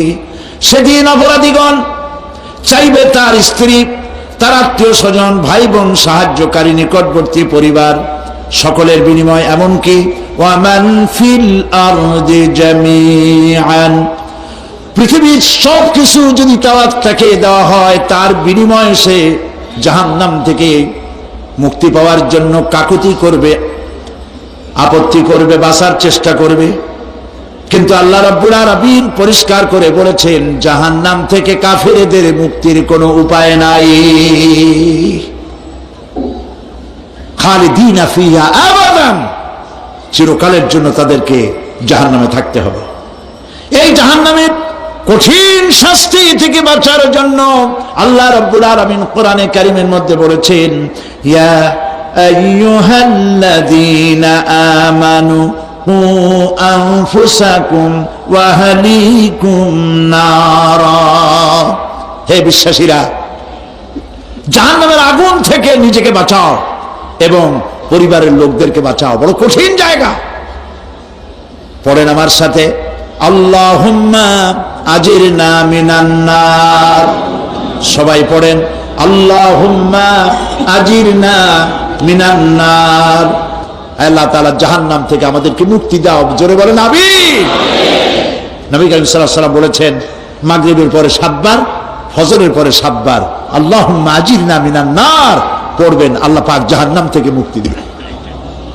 তবে হ্যাঁ, খালি এই আজিরনা মিনান নার বললেই যে জাহান্নাম থেকে মুক্তি হবে তা না। জাহান্নামে যাওয়া লাগে যে সব কাজ করলে সেই সব কাজ থেকে নিজে বাঁচো, আহল আয়াল রে বাঁচাও। নিজেও জাহান্নাম থেকে বাঁচার চেষ্টা করলাম না, সন্তানদেরকে জাহান্নাম থেকে বাঁচাবার জন্য চেষ্টা করলাম না, আল্লাহর কাছে মহা মুসিবতে পড়ে যাব। সেই জন্য আল্লাহ পাক বলছেন, ইন্নাহুম কানু লা ইয়ারজুনা হিসাবা, এই লোকগুলি হিসাব নিকাশ যে দেওয়া লাগবে কিয়ামতের ময়দানে, এটা তারা আশাই করতো না, বিশ্বাসও করতো না যে হিসাব নিকাশ হবে কিয়ামতে। আল্লাহ পাক বলেন, ইন্নাল্লাযীনা কাযযাবু বিআয়াতিনা ওয়াস্তাকবারু আনহা লা তুফাত্তাহু লাহুম আবওয়াবাস সামাই ওয়া লা ইয়াদখুলুনাল জান্নাতা হাত্তা ইয়ালিজাল জামালু ফি সাম্মিল খিয়াত। আল্লাহ পাক বলছেন, যারা আমার আয়াতকে অস্বীকার করেছে, মিথ্যা মনে করেছে এবং অহংকার করেছে, আমাকে অমান্য করেছে, এই সমস্ত লোকগুলি, তাদের জন্য আকাশের দরজা খোলা হবে না, আর তাদের জন্য তারা জান্নাতেও যেতে পারবে না। একটি সূচের ছিদ্র পথে উষ্ট্র গমন করা সম্ভব, কথা বুঝতে পারছেন? সুয়ের ছিদ্র দিয়া একটা উট গমন করা সম্ভব, কিন্তু এই সমস্ত মানুষগুলি জান্নাতে যাওয়া এর থেকে অসম্ভব। কোনদিন এদেরকে এরা জান্নাতে যেতে পারবে না। ওয়া কুল্লা শাইইন আহসাইনাহু কিতাবা, আর আমি সমস্ত কাজগুলি, ওরা মনে করেছিল যে আমি বুঝি তাদের হিসাব নিকাশ রাখতেছি না, আমি গুইনা গুইনা প্রত্যেকটি জিনিস হিসাব করে একটি কিতাবের মধ্যে লিপিবদ্ধ করে রেখেছিলাম। সুবহানাল্লাহ। প্রিয় ভাইয়েরা, আল্লাহ পাক আমাদের সঙ্গে ফেরেশতা দিয়েছেন। আল্লাহ পাক কোরআনে কারিমে বলেন, লাহু মুআক্কিবাতুম মিন বাইনি ইয়াদাইহি ওয়া মিন খালফিহি ইয়াহফাজুনাহু মিন আমরিল্লাহ, ইয়াহফাজুনা মিন আমরিল্লাহ।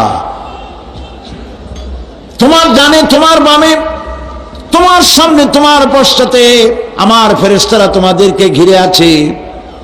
ওয়া ইন্না আলাইকুম লাহাফিযিন কিরামান কাতিবিনা ইয়ালামুনা মা তাফআলুন, সম্মানিত লেখক তোমাদের সাথে লাগিয়ে দেওয়া হয়েছে, তোমরা যা করো সব তারা জানে, সমস্ত কথাগুলি রেকর্ড হয়ে যাচ্ছে।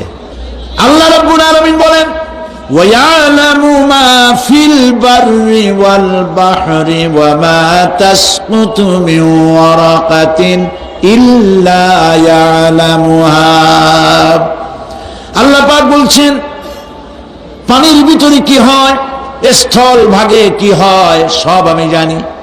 এমনকি এই পৃথিবীর কোন একটি পাতা যদি, কোন গাছের পাতা যদি বৃন্তচ্যুত হয়ে ডাল থেকে খসে যদি মাটিতে পড়ে যায়, মোমেন বান্দারা যদি বিপদে পড়ে আর আমারে যদি ডাকে, আমি আল্লাহ রাব্বুল আলামিন বাঁচাইয়া দেব।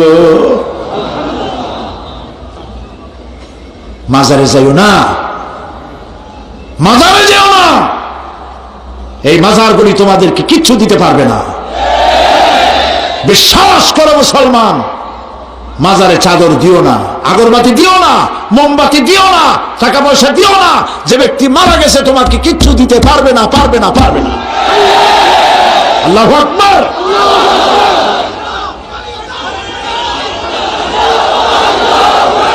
প্রিয় ভাই সব, আল্লাহর ওলিদের মাজার সংরক্ষিত থাকবে, আল্লাহর ওলিদের মাজার সংরক্ষিত থাকবে। আপনি যাইয়া বসছেন কোনো কারণে, সেখানে জিয়ারতের উদ্দেশ্য নয়, কখনোই নয়।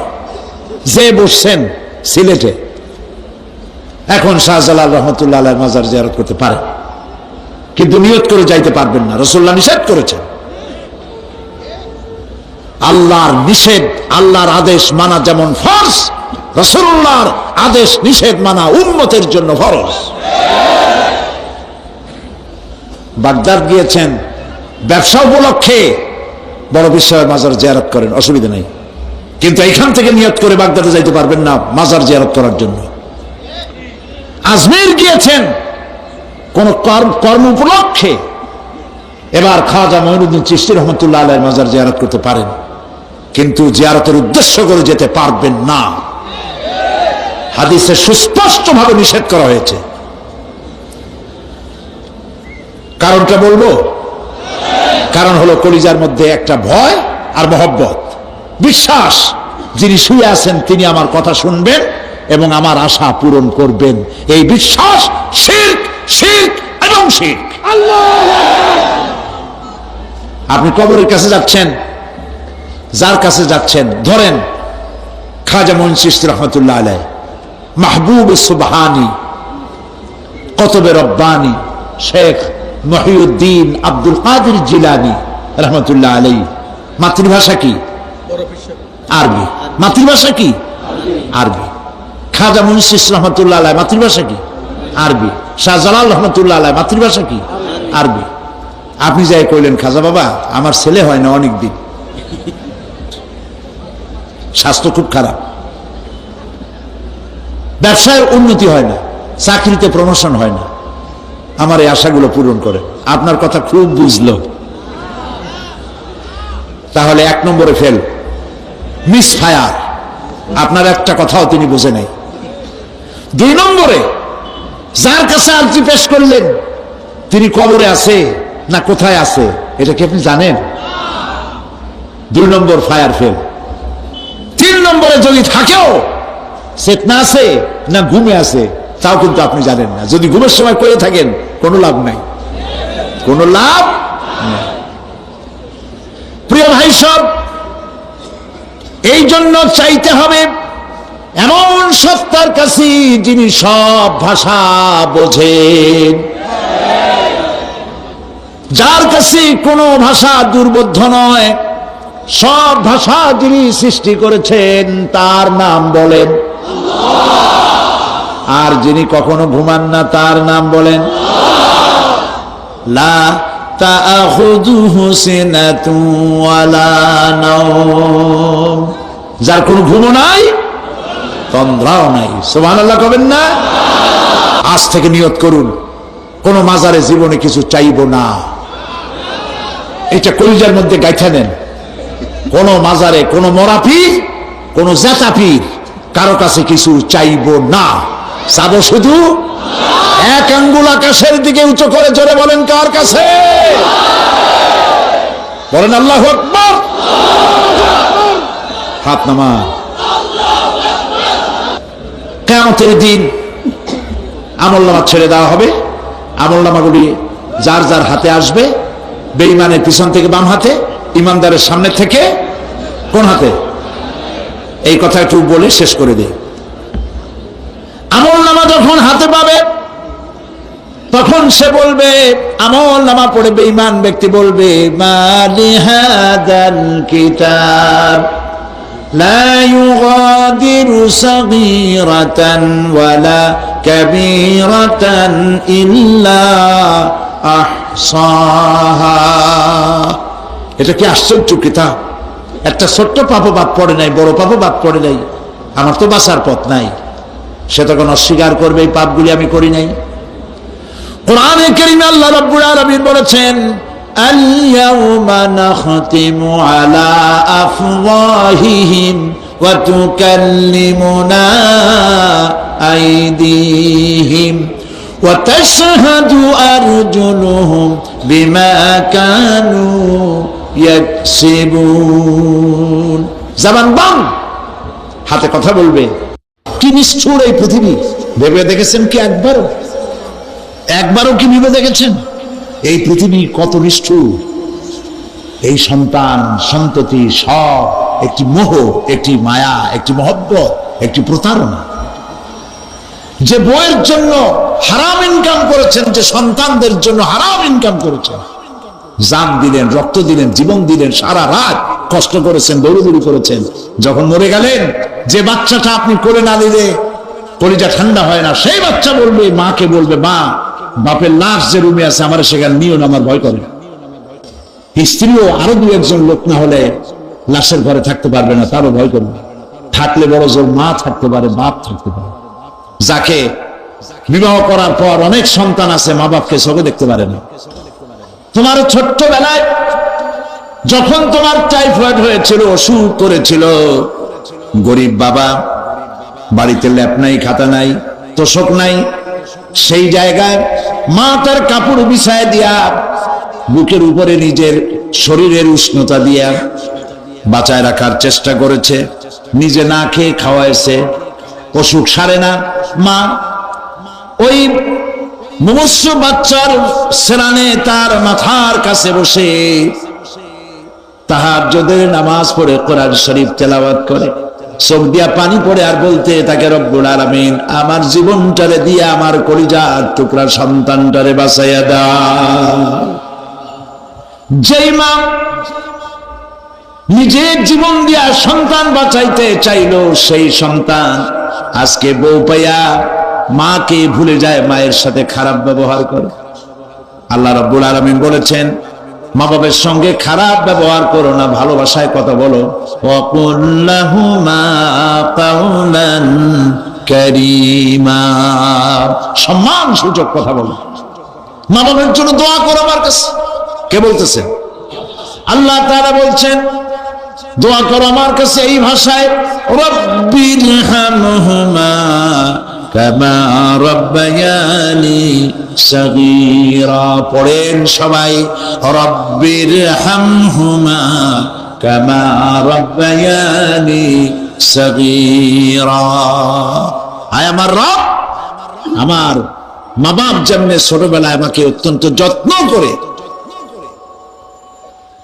লালন পালন করেছেন, আল্লাহ তাআলা তুমি দয়া করে আমার মা বাপকে তোমার রহমতের করে লালন পালন করো। সুবহানাল্লাহ। প্রত্যেক নামাজের পর সকলে এই দোয়া পড়বেন, মনে থাকবে? মনে থাকবে? ইমানদার যখন বিপদে জর্জরিত হতে থাকে তখন সে ভেঙে পড়ে না, তখন অন্ধকারের বিপদের অন্ধকার বিদীর্ণ করে আলোর এক প্রভা তার চোখের সামনে উদ্ভাসিত হয়ে ওঠে। সেটা কি? সেটা হলো আল্লাহ রাব্বুল আলামিনের বাণী, ফাইন্না মাআল উসরি ইউসরান, ইন্না মাআল উসরি ইউসরা। আল্লাহ পাক বলেন, জেনে রাখো, দুঃখ এবং কষ্টের সাথে রয়েছে সুযোগ আর সুবিধা, আর অসচ্ছলতার সাথে রয়েছে উদার সচ্ছলতা। জোরে কোন সুবহানাল্লাহ। কাজে ভয় পাওয়ার কারণ নাই, হতাশ হওয়ার কারণ নাই, মন আশায় বুক বেঁধে রাখো। গুনাহ করেছো, হতাশ হয়ো না। যুবকদের গুনাহ করা স্বাভাবিক। ইউনিভার্সিটির ছাত্র, কলেজের ছাত্র, প্রফেসর, শিক্ষক, অফিসার ঘুষ খেয়েছেন, জিনা করা হয়েছে, মদ খাওয়া হয়েছে, মিথ্যা কথা বলা হয়েছে, যাই কিছু করেন না কেন ভয় পাওয়ার কারণ নাই, নিরাশ হওয়ার কোনো দরকার নাই। আল্লাহ পাক ডেকে বলেছেন, কুল ইয়া ইবাদিয়াল্লাযীনা আসরাফু আলা আনফুসিহিম লা তাকনাতু মির রাহমাতিল্লাহ। আর আল্লাহ বলেন, ও নবী আপনি শুনায় দেন, হে আল্লাহর বান্দারা, তোমরা যারা নিজেদের উপরে বাড়াবাড়ি করেছো, নিজেদের উপরে জুলুম করেছো, অত্যাচার করেছো, আমি আল্লাহর রহমত থেকে নিরাশ হয়ে যেও না। মানুষ যদি অপরাধ করে, বাপের সাথে অপরাধ করেছে, মায়ের সাথে অপরাধ করেছে, মা বাবা সন্তানের চাইতে এত বড় কল্যাণকামী তো আর কেউ নাই, কিন্তু মা বাবা কোনোদিন বলে না, আয় আমার ছেলে তোরে মাফ করে দেই, এরকম বলে নাকি? মন চায় ছেলে যদি মাপ চাইতো, খুশি হয়ে মাফ করে দিতাম, কিন্তু কেন যে আসে না, ডাকে না যে আয় মাফ করে দেই। মা বাপ আপনাকে এত ভালোবাসে, সেই মা বাপও আপনাকে বলে না যে আয় মাফ করে দেই। আমার আল্লাহ হচ্ছেন এমন আল্লাহ, আল্লাহ রাব্বুল আলামিন ডাকেন, এ বান্দা, খুন করেছিস ফিরে আয়, জিনা করেছিস ফিরে আয়, হত্যা করেছিস ফিরে আয়, চুরি করেছিস ফিরে আয়, কুফরি করেছিস ফিরে আয়, সুদ খেয়েছিস, ঘুষ খেয়েছিস, মদ খেয়েছিস ফিরে আয়, এসে আমার দরবারে চোখের পানি ফেল, আমার দরবারে কাঁদাকাটি কর। ইন্নাল্লাহা ইয়াগফিরুয যুনুবা জামিআ ইন্নাহু হুয়াল গফুরুর রহিম। আমার দরবারে চোখের পানি ফেলে কান, আমি রব্বুল আলামিন জিন্দেগীর গুনাহ মাফ করে দেব। সুবহানাল্লাহ কোন, সুবহানাল্লাহ কোন। আমার কাছে কান, চোখের পানি ফেল। আল্লাহ রাব্বুল আলামিনের কাছে বান্দার দুইটা ফোঁটা বেশি প্রিয়। একটা হলো জিহাদের ময়দানে যে রক্ত ফোঁটা দেওয়া হয়, এটা আল্লাহর কাছে প্রিয়। আর আল্লাহর ভয়তে গুনার জন্য লজ্জা করে, অনুশোচনা করে বান্দা যখন চোখের পানি ছেড়ে দেয়, আল্লাহর কাছে এটা অত্যন্ত প্রিয়। নবীজি বলেছেন, বান্দা যখন গুনার ভয়তে, আল্লাহর ভয়তে, জাহান্নামের ভয়তে অনুশোচনা করে যখন চোখ দিয়া পানি ছেড়ে দেয়, ওই চোখের পানি নাকের অর্ধেক আসতে না আসতে আল্লাহ রাব্বুল আলামিন বান্দারে মাফ করে দেন। আল্লাহ বরদাস্ত করতে পারেন না যে বান্দা কান্দুক। আমার ভাইরা, আল্লাহ রহমত, এই পৃথিবীতে আল্লাহর রহমতকে 100 ভাগ করা হয়েছে। আল্লাহ রহমতের কত ভাগ? এই 100 ভাগের 1 ভাগ সারা পৃথিবীতে ছড়াই দেওয়া হয়েছে। আর 99 ভাগ কার কাছে? আল্লাহর কাছে। একটা ভাগ দুনিয়া ছাড়ানো হয়েছে আদম আলাইহিস সালাম থেকে নিয়ে এই পর্যন্ত, এখান থেকে নিয়ে কিয়ামত পর্যন্ত পৃথিবীতে যত মানুষ আসবে, যত প্রাণী আসবে, তাদের মধ্যে প্রাণী জগত গাভী তার বাছুরকে ভালোবাসে ঠিক কিনা, হাতি তার বাচ্চাকে ভালোবাসে ঠিক কিনা, মুরগি তার বাচ্চাকে ভালোবাসে কিনা, প্রত্যেক মাই তার সন্তানকে ভালোবাসে মানুষের মতো। এই ভালোবাসা, এই স্নেহ, এই মমতা, এই করুণা, এই মহব্বত একটা ভাগ দুনিয়ায় দেওয়ার পর আপনি আর আমি যতটুকু ভাগে পেয়েছি, সেই মহব্বতে, স্ত্রীর মহব্বতে অস্থির, মায়ের মহব্বতে অস্থির, সন্তানের মহব্বতে অস্থির। এখন চিন্তা করেন, একটা ভাগ সারা পৃথিবীতেই বিতরণ করার পর যেটুক পেয়েছি, তাতে যদি এত মহব্বত হয়, তাহলে এর 99 ভাগ মহব্বত যে আল্লাহর কাছে জমা আছে, এই বান্দার জন্য তার কত মহব্বত, এই বান্দার জন্য কত করুণা, কত মহব্বত, কত দয়া। এজন্য আল্লাহ রাব্বুল আলামিন বলেছেন, নাব্বি ইবাদি আন্নী আনাল গফুরুর রহিম। আমার নবী, সুসংবাদ দিয়ে দাও, বান্দাদেরকে শোনায় দাও যে আমি আল্লাহ তাআলা ক্ষমাশীল আর দয়াবান। হুজুর কাঁদতেছিলেন, হযরত ওমর রাদিয়াল্লাহু তাআলা আনহু এসে দেখেন হুজুর একা কাঁদতেছে। হুজুর জিজ্ঞেস করছেন, হযরত ওমর জিজ্ঞেস করলেন, হুজুর আপনি কাঁদেন কেন একা একা? হযরত ওমর বলেন, আমি যখন প্রশ্ন করলাম, নবীজি বললেন, আমার কাছে কিছু আগে জিবরাইল এসেছিলেন। জিবরাইল এসে আমাকে বললেন, আল্লাহ পাক বলেছেন, হে আমার নবী, ইসলামের ভিতরে থেকে যে সমস্ত মানুষগুলো ইসলামের ভিতরে থেকে চুল আর দাড়ি পাকায় দিছে, কিয়ামতের দিন এই লোকগুলারে আমি শাস্তি দিতে আমার শরম হবে। হযরত ওমর বলেন, হুজুর উম্মতের জন্য কত বড় খুশ খবর এটা, আর আপনি কাঁদতেছেন? হুজুর বলেন, ওমর তুমি জানো না, আমার কান্নার কারণ ভিন্ন। আমার কান্নার কারণ হলো যে আল্লাহ রাব্বুল আলামিন কিয়ামতের দিন দাড়ি চুল পাকা বান্দারে শাস্তি দিতে স্মরণ করবেন। সেই দাড়ি চুল পাকা বান্দাগুলি আল্লাহর সাথে নাফরমানি করতে স্মরণ করে না। আমি এই লজ্জায় কাঁদতেছি। ভাইরা, হুজুর আল্লাহ পাক বলেন, ও আমার নবী, রাতের আধারে যখন একটা বুড়া আমার দরবারে হাত উঁচু করে, একটা বুড়া মানুষ রাতের আধারে যখন আমার দরবারে হাত উঁচু করে, আর যখন বলতে থাকে, রব্বুল আলামিন, আমার পেছনের জীবনটা বড় খারাপ করেছি, এমন কোন কাজ জীবনে করি নাই যা তোমার কাছে কিছু দাবি করতে পারি। সব রকমের নাফরমানি করেছি, আজ আমি বুড়া হয়ে গেছি, কামাই করতে পারি না, ছেলে আমাকে চোখে দেখতে পারে না, পুত্রবধূ আমাকে ঘরে জায়গা দেয় না, আমার স্ত্রী আমাকে দেখতে পারে না, রোজগার করতে পারি না, হাঁটতে পারি না, চলতে পারি না, সবার কাছে আমি তিতা হয়ে গেছি, আমি দাঁড়াতে পারি না, কোমরে ব্যথা পাই, হাঁটুতে ব্যথা পাই, চলতে পারি না, কানে শুনতে পাই না, চোখে দেখতে পারি না, আর তোমার কাছে কিছু চাইয়া নেব এমন ভালো কাজও করি নাই। এইভাবে যখন বান্দা কাঁদতে থাকে আমার দরবারে, ও আমার হাবিব আমার রহমতের দরিয়ায় জোশ মেরে যায়, আমার শরম হয় এই বুড়াটারে কেমনে খালি হাতে ফিরাইয়া দেই। সুবহানাল্লাহ, সুবহানাল্লাহ। আমার আল্লাহর এত দয়া, আমার আল্লাহর এত মায়া, এত মহব্বত। আমার আল্লাহ রাব্বুল আলামিন বলেন, وَإِذَا سَأَلَكَ عِبَادِي عَنِّي فَإِنِّي قَرِيبٌ। আমার হাবিব, আমার বান্দা আমার ব্যাপারে প্রশ্ন করে, আমি বান্দার একদম নিকটে।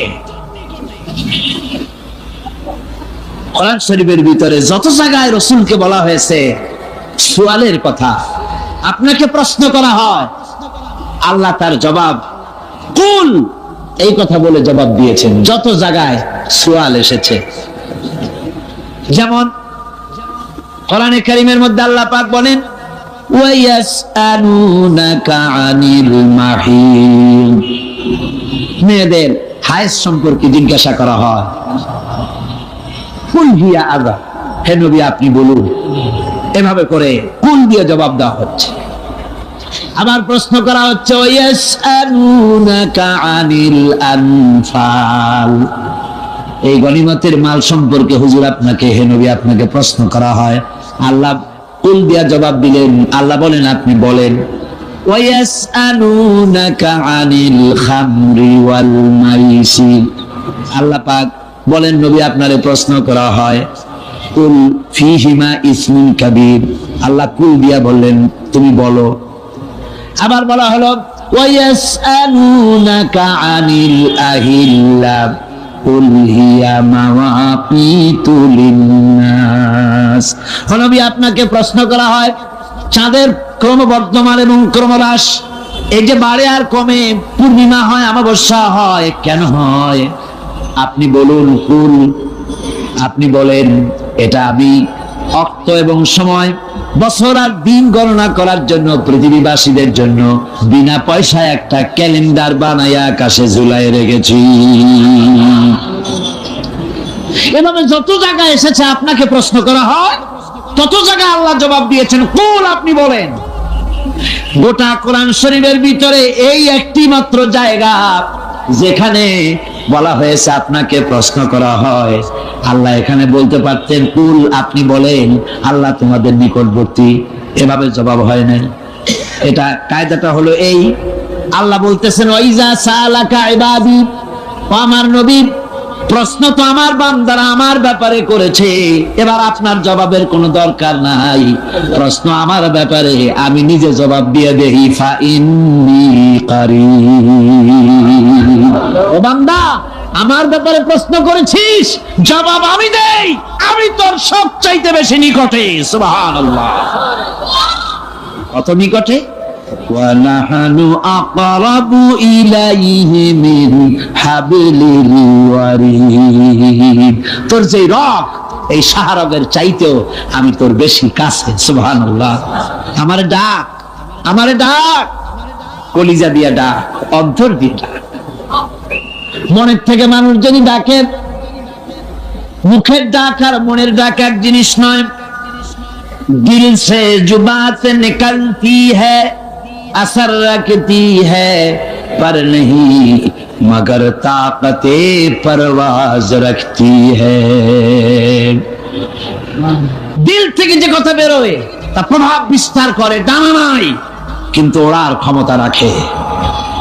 মনের কথাই ভিন্ন, মন থেকে, দিল থেকে, কলিজা থেকে, অন্তরের গভীর কন্দর থেকে মুহাব্বতের সাথে কেউ যদি একবার বলে আল্লাহ, আল্লাহ রাব্বুল আলামিন বলেন অন্তরের অন্তঃস্থল থেকে একটি বার যদি বান্দা বলেন আল্লাহ, আল্লাহ বলেন 70 বার সাড়া দিয়া জিজ্ঞেস করি, বান্দা কি চাও, আমি তোমার কাছে আছি। সুবহানাল্লাহ, আমি তোর একদম কাছে, কি চাস বল, বল আমার কাছে। এমন দয়াবান, এমন মেহেরবান, এমন আল্লাহ আমাদের। সে আল্লাহ রাব্বুল আলামিন তিনি বলছেন, وقال ربكم ادعوني استجب لكم, তোমাদের রব বলেছেন আমারে ডাকো, আমি আল্লাহ ডাকের সাড়া দিয়া দেব। সুবহানাল্লাহ। কারে ডাকতে হবে? কারে ডাকতে হবে? এই বিশাল জনসমুদ্র একযোগে চিল্লা কোন কারে ডাকতে হবে? কোন পীর সাহেবকে নয়, আল্লাহর কসম কোন খাজা বাবাকে নয়, ডাকতে হবে কারে? চিল্লা এখন কারে? ওয়াকালা রাব্বুকুম উদউনি, তোমার রব তোমাকে বলতেছে আমারে ডাকো, আস্তাজিব লাকুম, আমারে ডাকবে আমি সাড়া দিয়ে দেব। সুবহানাল্লাহ। আল্লাহকে ডাকেন, কি চাই আপনার বলেন, কি চাই? আল্লাহর কাছে চান, আল্লাহ দিয়ে দিবে। দেওয়ার জায়গা আল্লাহর কাছে চাইবেন, আল্লাহ দিবেন। দেওয়ার জায়গা, চাওয়ার জায়গা হলো সেজদায় পড়ে যাবেন। আমার ভাইয়েরা, জায়গাটা চিনায় দিলাম। মাজারে যাওয়া লাগবে না, কবরে যাওয়া লাগবে না। 2 রাকাত নামাজ পড়ে সেজদায় পড়ে গিয়া যত বিপদ আছে, মুসিবত আছে, সেজদার মধ্যে চোখের পানি ছেড়ে দেন আর কেন্দে কেন্দে জীবনের কথা বলেন। আল্লাহ রাব্বুল আলামিন আপনার আওয়াজ শুনবেন আর দোয়া কবুল করে নেবেন। কামতে হবে আল্লাহর কাছে। কার কাছে? আল্লাহর কাছে। সুম্মা ইস্তাগফিরুল্লাহ, আর এরপরে সে যদি আমি আল্লাহর কাছে ক্ষমা চাই, ইয়াজিদিল্লাহ গাফুরার রহিমা, সে আমি আল্লাহকে গফুর এবং রহিম হিসাবে পাবে। সুবহানাল্লাহ। আল্লাহকে গফুর এবং রহিম হিসাবে পাওয়া যাবে। সব আল্লাহকে বলতে হবে, গুনাহ মাফ চাইতে হবে। এই জন্য হুজুর সাল্লাল্লাহু আলাইহি ওয়াসাল্লাম দৈনিক 100 বার তওবা করতেন। কোন হাদিসে আছে 70 বার, কোন হাদিসে আছে 100 বার তওবা করতেন। নামাজের পরে তো প্রত্যেক নামাজই পড়তেন হুজুর, সালাম ফিরাতেন আর সাথে সাথে বলতেন আল্লাহু আকবার, আস্তাগফিরুল্লাহ, আস্তাগফিরুল্লাহ, আস্তাগফিরুল্লাহ। মনে থাকবে আপনাদের? মনে থাকবে? সালাম ফিরাইয়া কি বলবেন? না, সালাম ফিরাবার সাথে সাথে বলবেন আল্লাহু আকবার, তারপরে পড়বেন আস্তাগফিরুল্লাহ, আস্তাগফিরুল্লাহ, আস্তাগফিরুল্লাহ। তওবা করবেন, আল্লাহর কাছে সবসময় গুনাহ মাফ চাইতে থাকবেন, বিনীত থাকবেন। আল্লাহকে পাওয়া যাবে, তাকে রহিম হিসেবে পাওয়া যাবে। সুতরাং ঈমান বিল্লাহ, আল্লাহর প্রতি ঈমান আনলে পরে 4th নম্বরের যে উপকারটা হবে সেটা হলো হতাশায় ভুগবে না, নিরাশায় ভুগবে না, আশায় বুক বেঁধে উঠবে। ঈমান মজবুত হবে, আল্লাহর কাছে মানুষ বিনয়ী হয়ে যাবে। এবার 5ম নম্বরের উপকার আমি বলছিলাম, ঈমান বিল্লাহ, আল্লাহর প্রতি ঈমান আনলে পরে অসংখ্য উপকার হয়, অসংখ্য বৈশিষ্ট্য আছে। এর 6টা উপকারের কথা আমি বলবো। কয়টা? অসংখ্য উপকারের ভিতরে প্রধান 6টি উপকারের কথা বলবো। এর বললাম কয়টা? 4টে বলেছি। এবার বলো 5ম উপকারের কথা। আল্লাহর প্রতি আপনি পূর্ব পশ্চিমে কতবার মুখ ঘোরালেন, এটাই কিন্তু আপনার আসল সৎ কাজ নয়। আসল সৎ কাজ হলো আল্লাহর প্রতি ঈমান আনা। এই ঈমানের ব্যাপারে 3টা দিন আমরা পার করে দিলাম, এখনো কথা শেষ হয় নাই। আল্লাহর প্রতি ঈমান আনলে পরে যে উপকারটা হবে 5ম নম্বরে, সেটা হলো কঠোর এবং কঠিন বিপদের ভিতরে বান্দার ভিতরে অবিচলতা এবং ধৈর্যের সৃষ্টি হয়ে যাবে। আলহামদুলিল্লাহ। কঠিন বিপদ মুসিবত আসলে পরে সে অবিচল থাকবে। সারা দুনিয়ার বিপদ আপদ, শত্রুতা, দুঃখ, কষ্ট, মুসিবত, জুলুম, নির্যাতন সবকিছু পাহাড়ের মতো উঁচু হয়ে তাকে ঘিরে ফেলবে, কিন্তু তাকে এক চুলও নাড়াতে পারবে না। কারণ হচ্ছে আল্লাহ রাব্বুল আলামিন বলেছেন, ইউরিদুনা লিইউতফিউ নূরাল্লাহি বিআফওয়াহিহিম ওয়াল্লাহু মুতিম্মু নূরিহি ওয়ালাউ কারিহাল কাফিরুন। ওরা চায় মুখের ফু দিয়ে আমার আলোকে নিভিয়ে দেবে, কিন্তু আমি আমার আলোকে পূর্ণতা দান করব, তাতে কাফের বেঈমানদের কলিজায় যত জ্বালা যন্ত্রণা হোক আমার দিন কেউ মিটাই দিতে পারবে না। কোন সুবহানাল্লাহ। সুতরাং বিপদে অবিচলতা আসবে, সে অটল হবে, মজবুত হবে। কোরআনে কারীম বলতেছে ওয়া কাযালিকা জাআলনা লিকুল্লি নাবিয়্যিন আদুওয়াম মিনাল মুজরিমিন। এই পৃথিবীতে এমনি করে আমি সকল নবীদের শত্রু বানিয়েছি, সব পাপিষ্ঠ অপরাধীদেরকে। নবীদের সাথে বিরোধিতা করেছে কারা? পাপিষ্ঠরা, অপরাধীরা। আজও খুঁজে দেখে, আজও ইসলামী আন্দোলনের বিরোধিতা যারা করে সবগুলি কি পাপিষ্ঠ? সত্য কি রাখো? ইসলামী আন্দোলনের বিরোধিতা যারা করে হিসাব করে, চোখ দিয়ে তাকায় দেখেন, খুঁজে দেখেন তাদের নামগুলি। মদখোর, জিনাকার, বদমাশ, চোর, হাইজাকার, বেনামাজি, লুটেরা, মিথ্যাবাদী, সবচাইতে সমাজের নিকৃষ্ট লোকগুলি ইসলামের বিরুদ্ধে করে। জমিন আল্লাহর, জমিন কার? এই বিশাল জনসমুদ্র গর্জে উঠুন একযোগে, বলুন জমিন কার? আইন চলবে কার? এখানেই সংঘর্ষ বেঁধেছে আবহমান কাল ধরে। মানুষ অত্যাচারিত হয়েছে, সাহাবায়ে কেরাম অত্যাচারিত হয়েছেন। বুখারী শরীফের হাদিসে এসেছে রাসূল করিম সাল্লাল্লাহু আলাইহি ওয়াসাল্লামের কাছে হযরতে খাব্বাব গিয়ে উপস্থিত হয়েছিলেন। হযরতে খাব্বাব বলেন, হাদিসটা এভাবে লেখা হয়েছে বুখারীতে, ওয়ান খাব্বাব বিন আরিদ রাদিয়াল্লাহু তাআলা আনহু قال شكونا إلى رسول الله صلى الله عليه وسلم وهو متوسد بردة له في ظل الكعبة। রাসূলুল্লাহর কাছে গেলাম, কাবা শরীফের কাছে গিয়ে দেখি নবীজি একটা চাদর গায়ে দিয়ে তিনি আরাম ফরমাচ্ছিলেন কাবা শরীফের ছায়ায়। সেখানে গিয়ে বললাম, আলা তাস্তানসিরু লানা আলা তাদউ লানা ইয়া রাসূলুল্লাহ, হে আল্লাহর রাসূল, আপনি কি আমাদের জন্য আল্লাহর কাছে দোয়া চাইবেন না? আপনি কি আল্লাহর কাছে আমাদের জন্য সাহায্য চাইবেন না? আমাদের লোকগুলিকে, মুসলমানগুলিকে মারতে মারতে তো শেষ করে ফেলে দিল। তারা আমাদের সুমাইয়াকে মারলো, আমাদের খাব্বাবকে উটের সাথে পায়ের দড়ি লাগায় টানলো, আমাদের খোবায়েবকে তারা আগুনের উপরে চিৎ করে শোয়ায় রাখলো, না খায় রাখতেছে, মারতেছে। কষ্টে তো শেষ হয়ে গেলাম, হুজুর আপনি কি আমাদের জন্য দোয়া করবেন না? হাদিস শরীফে এসেছে নবীজি উঠে বসলেন সোজা হয়ে। নবীজি বলেন, ও আমার সাহাবী, ও খাব্বাব শোনো, তোমাদের আগে এই পৃথিবীতে যারা দ্বীনের দাওয়াত দিতে এসেছিলেন তাদেরকে সমকালীন রাষ্ট্র শক্তি, সমাজ শক্তি তাদেরকে ধরতো। ফায়ুখাজুর রাজুলো, তাদেরকে তারা ধরতো। ফায়ুফারু লাহু ফিল আরদ, আর তার জন্য জমিনের ভিতরে কবর বানাইতো। ওই কবর ফায়ুজালু ফিহা, ওই কবরের ভিতরে তাকে কোমর পর্যন্ত গেড়ে দিত।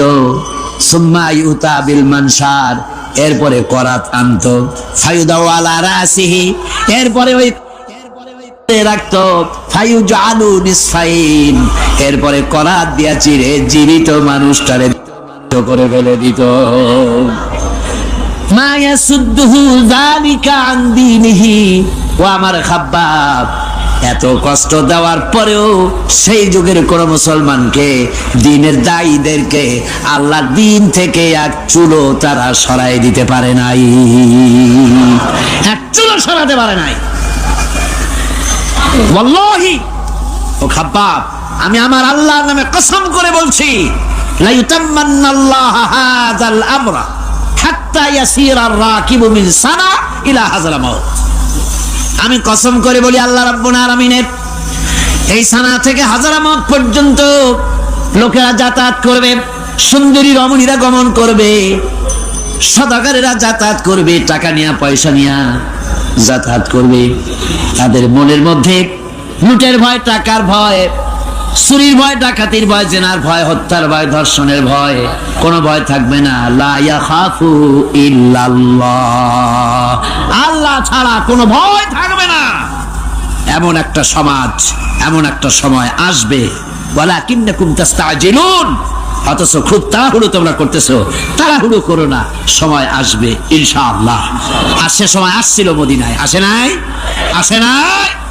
সুতরাং আজও চট্টগ্রামের এই বিশাল জনসমুদ্রকে বলতে চাই, নির্যাতন, স্বৈরাচার, জুলুম, অত্যাচার, হত্যাকাণ্ড যা কিছু ঘটতেছে, ধৈর্য ধরুন, আন্দোলনে শরীক হন, জান বাজি রাখুন।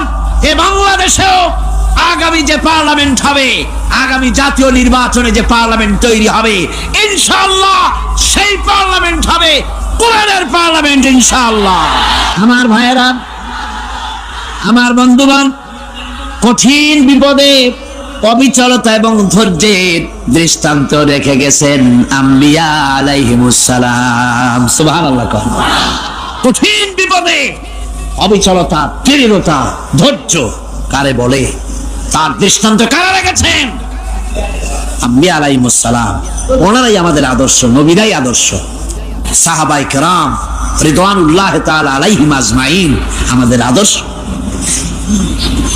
ভাইরা আমার, মুসা আলাইহিস সালামকে ফেরাউন যখন ঘিরে ফেলে দিল, কোরআনের সব কথা গল্প গুজবার ইতিহাসের জন্য লেখা হয় নাই।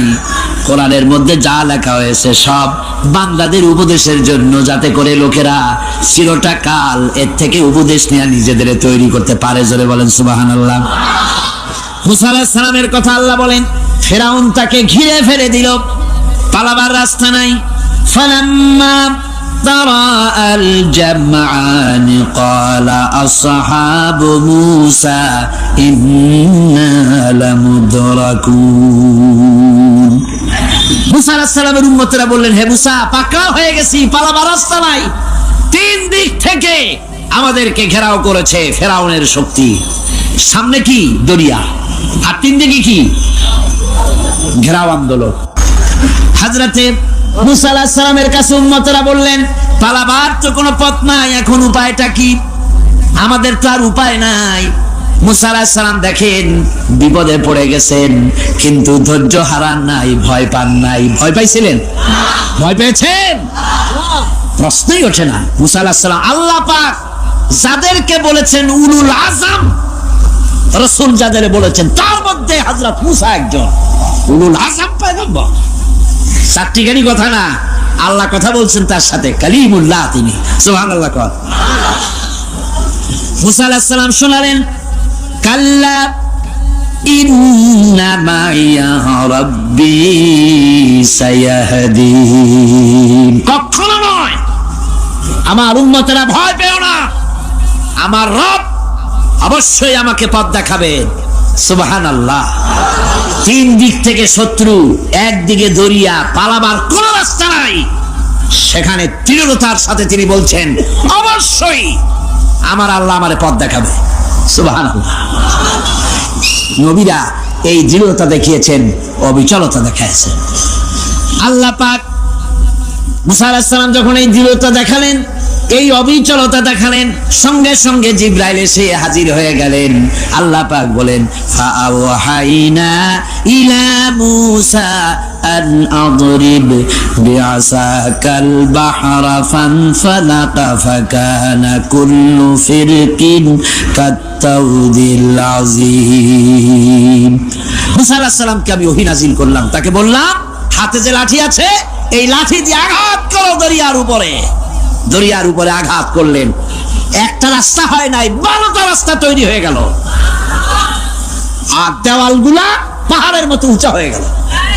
দরিয়ার ভিতরে পাহাড়ের মতো উঁচা, মজবুত 12টা রাস্তা। এবার মুসা আলাইহিস সালাম তার দলবল নিয়ে চললেন। আল্লাহ রাব্বুল আলামিন বলেন, ওয়া আনজাইনা মুসা ওয়া মান মাআহু আজমাইন। মুসা এবং তার সাথী সঙ্গীদেরকে আমি পার করে দিলাম। মুসা আলাইহিস সালাম এবং তার সাথী সঙ্গী নিয়ে যখন দরিয়ার মাঝখানে আসছে, ফেরাউন তার দলবল নিয়ে এসে গেছে। আসে দেখে নদীর মধ্যে রাস্তা। বাবা, উচ্চ কায়দা। ও মনে করছে ওর বাজানের তৈরি করা ডিস্ট্রিক্ট বোর্ডের রাস্তা। ওর লোকজন নিয়ে নেমে গেছে দরিয়ার ভিতরে। ও আসছে মাঝখানে, মুসা আলাইহিস সালাম চলে গেছেন ওপার, দরিয়া পার। মাঝখানে যখন এসে গেল, আল্লাহ রাব্বুল আলামিন পানিকে অর্ডার করলেন কুন। আল্লাহর তো বটন টেপা লাগে না, মুখ দিয়া কোনো হুকুম করা লাগে না, শুধু বলেন কুন। যে ব্যাপারে কুন বলেন ফায়াকুন, সাথে সাথে হয়ে যায়। আল্লাহ বললেন কুন, আর অমনি রাস্তা বন্ধ হয়ে গেল। এবার তুফান শুরু হয়েছে নদীতে, ঢেউয়ের উপরে ঢেউ, মৌজুন কাল জিবাল, পাহাড়ের মতো উঁচু হয়ে হয়ে ঢেউ আসতেছে। দলবল ঘোড়া আর অস্ত্রপাতি যা ছিল সব মরিয়া শেষ। এবার ফেরাউন একা উপরে ওঠে আর নিচে নামে, পানি খেতে খেতে পেটের কাম সারা।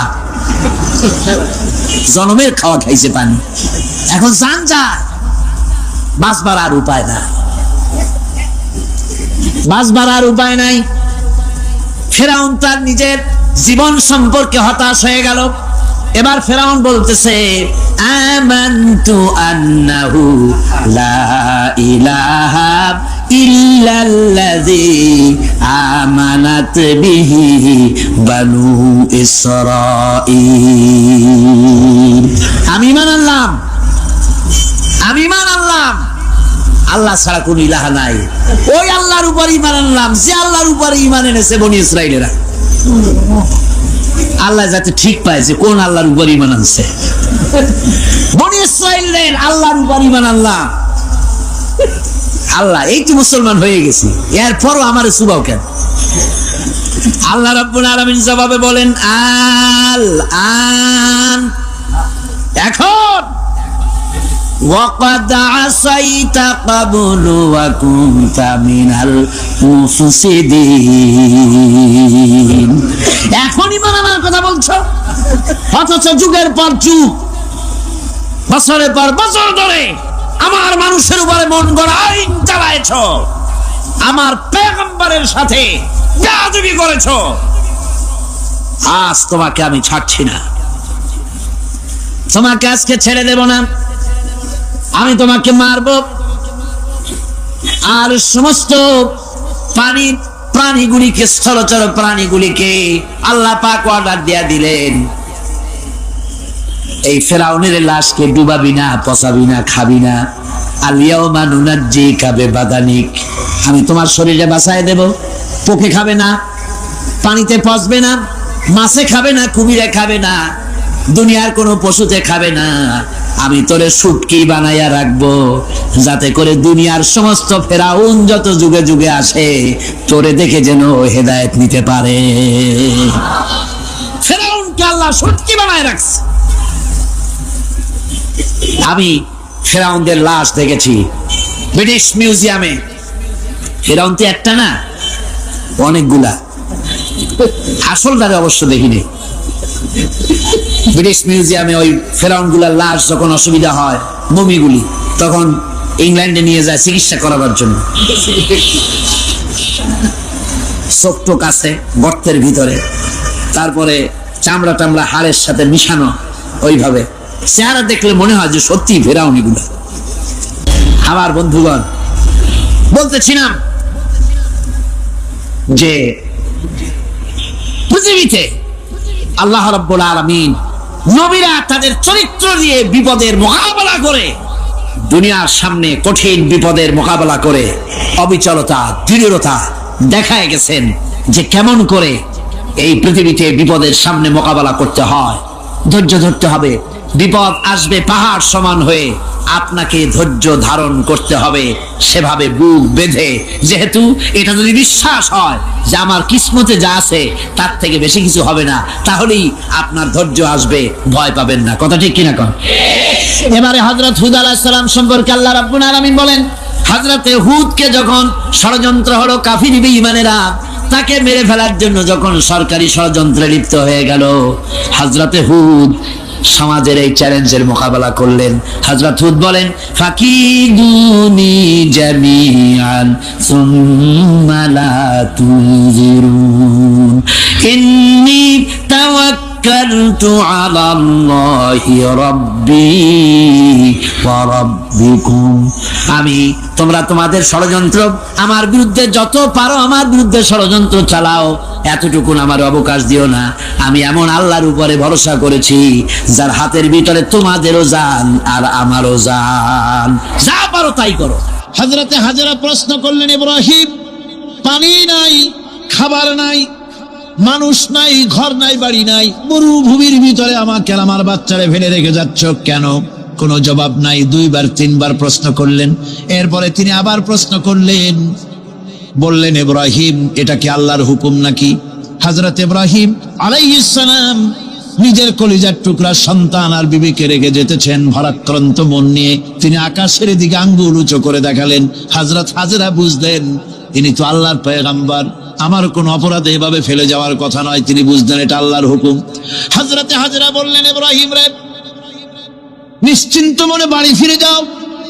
আমার মনে কোনো চিন্তা নাই, কোনো পেরেশানি আর এখন নাই।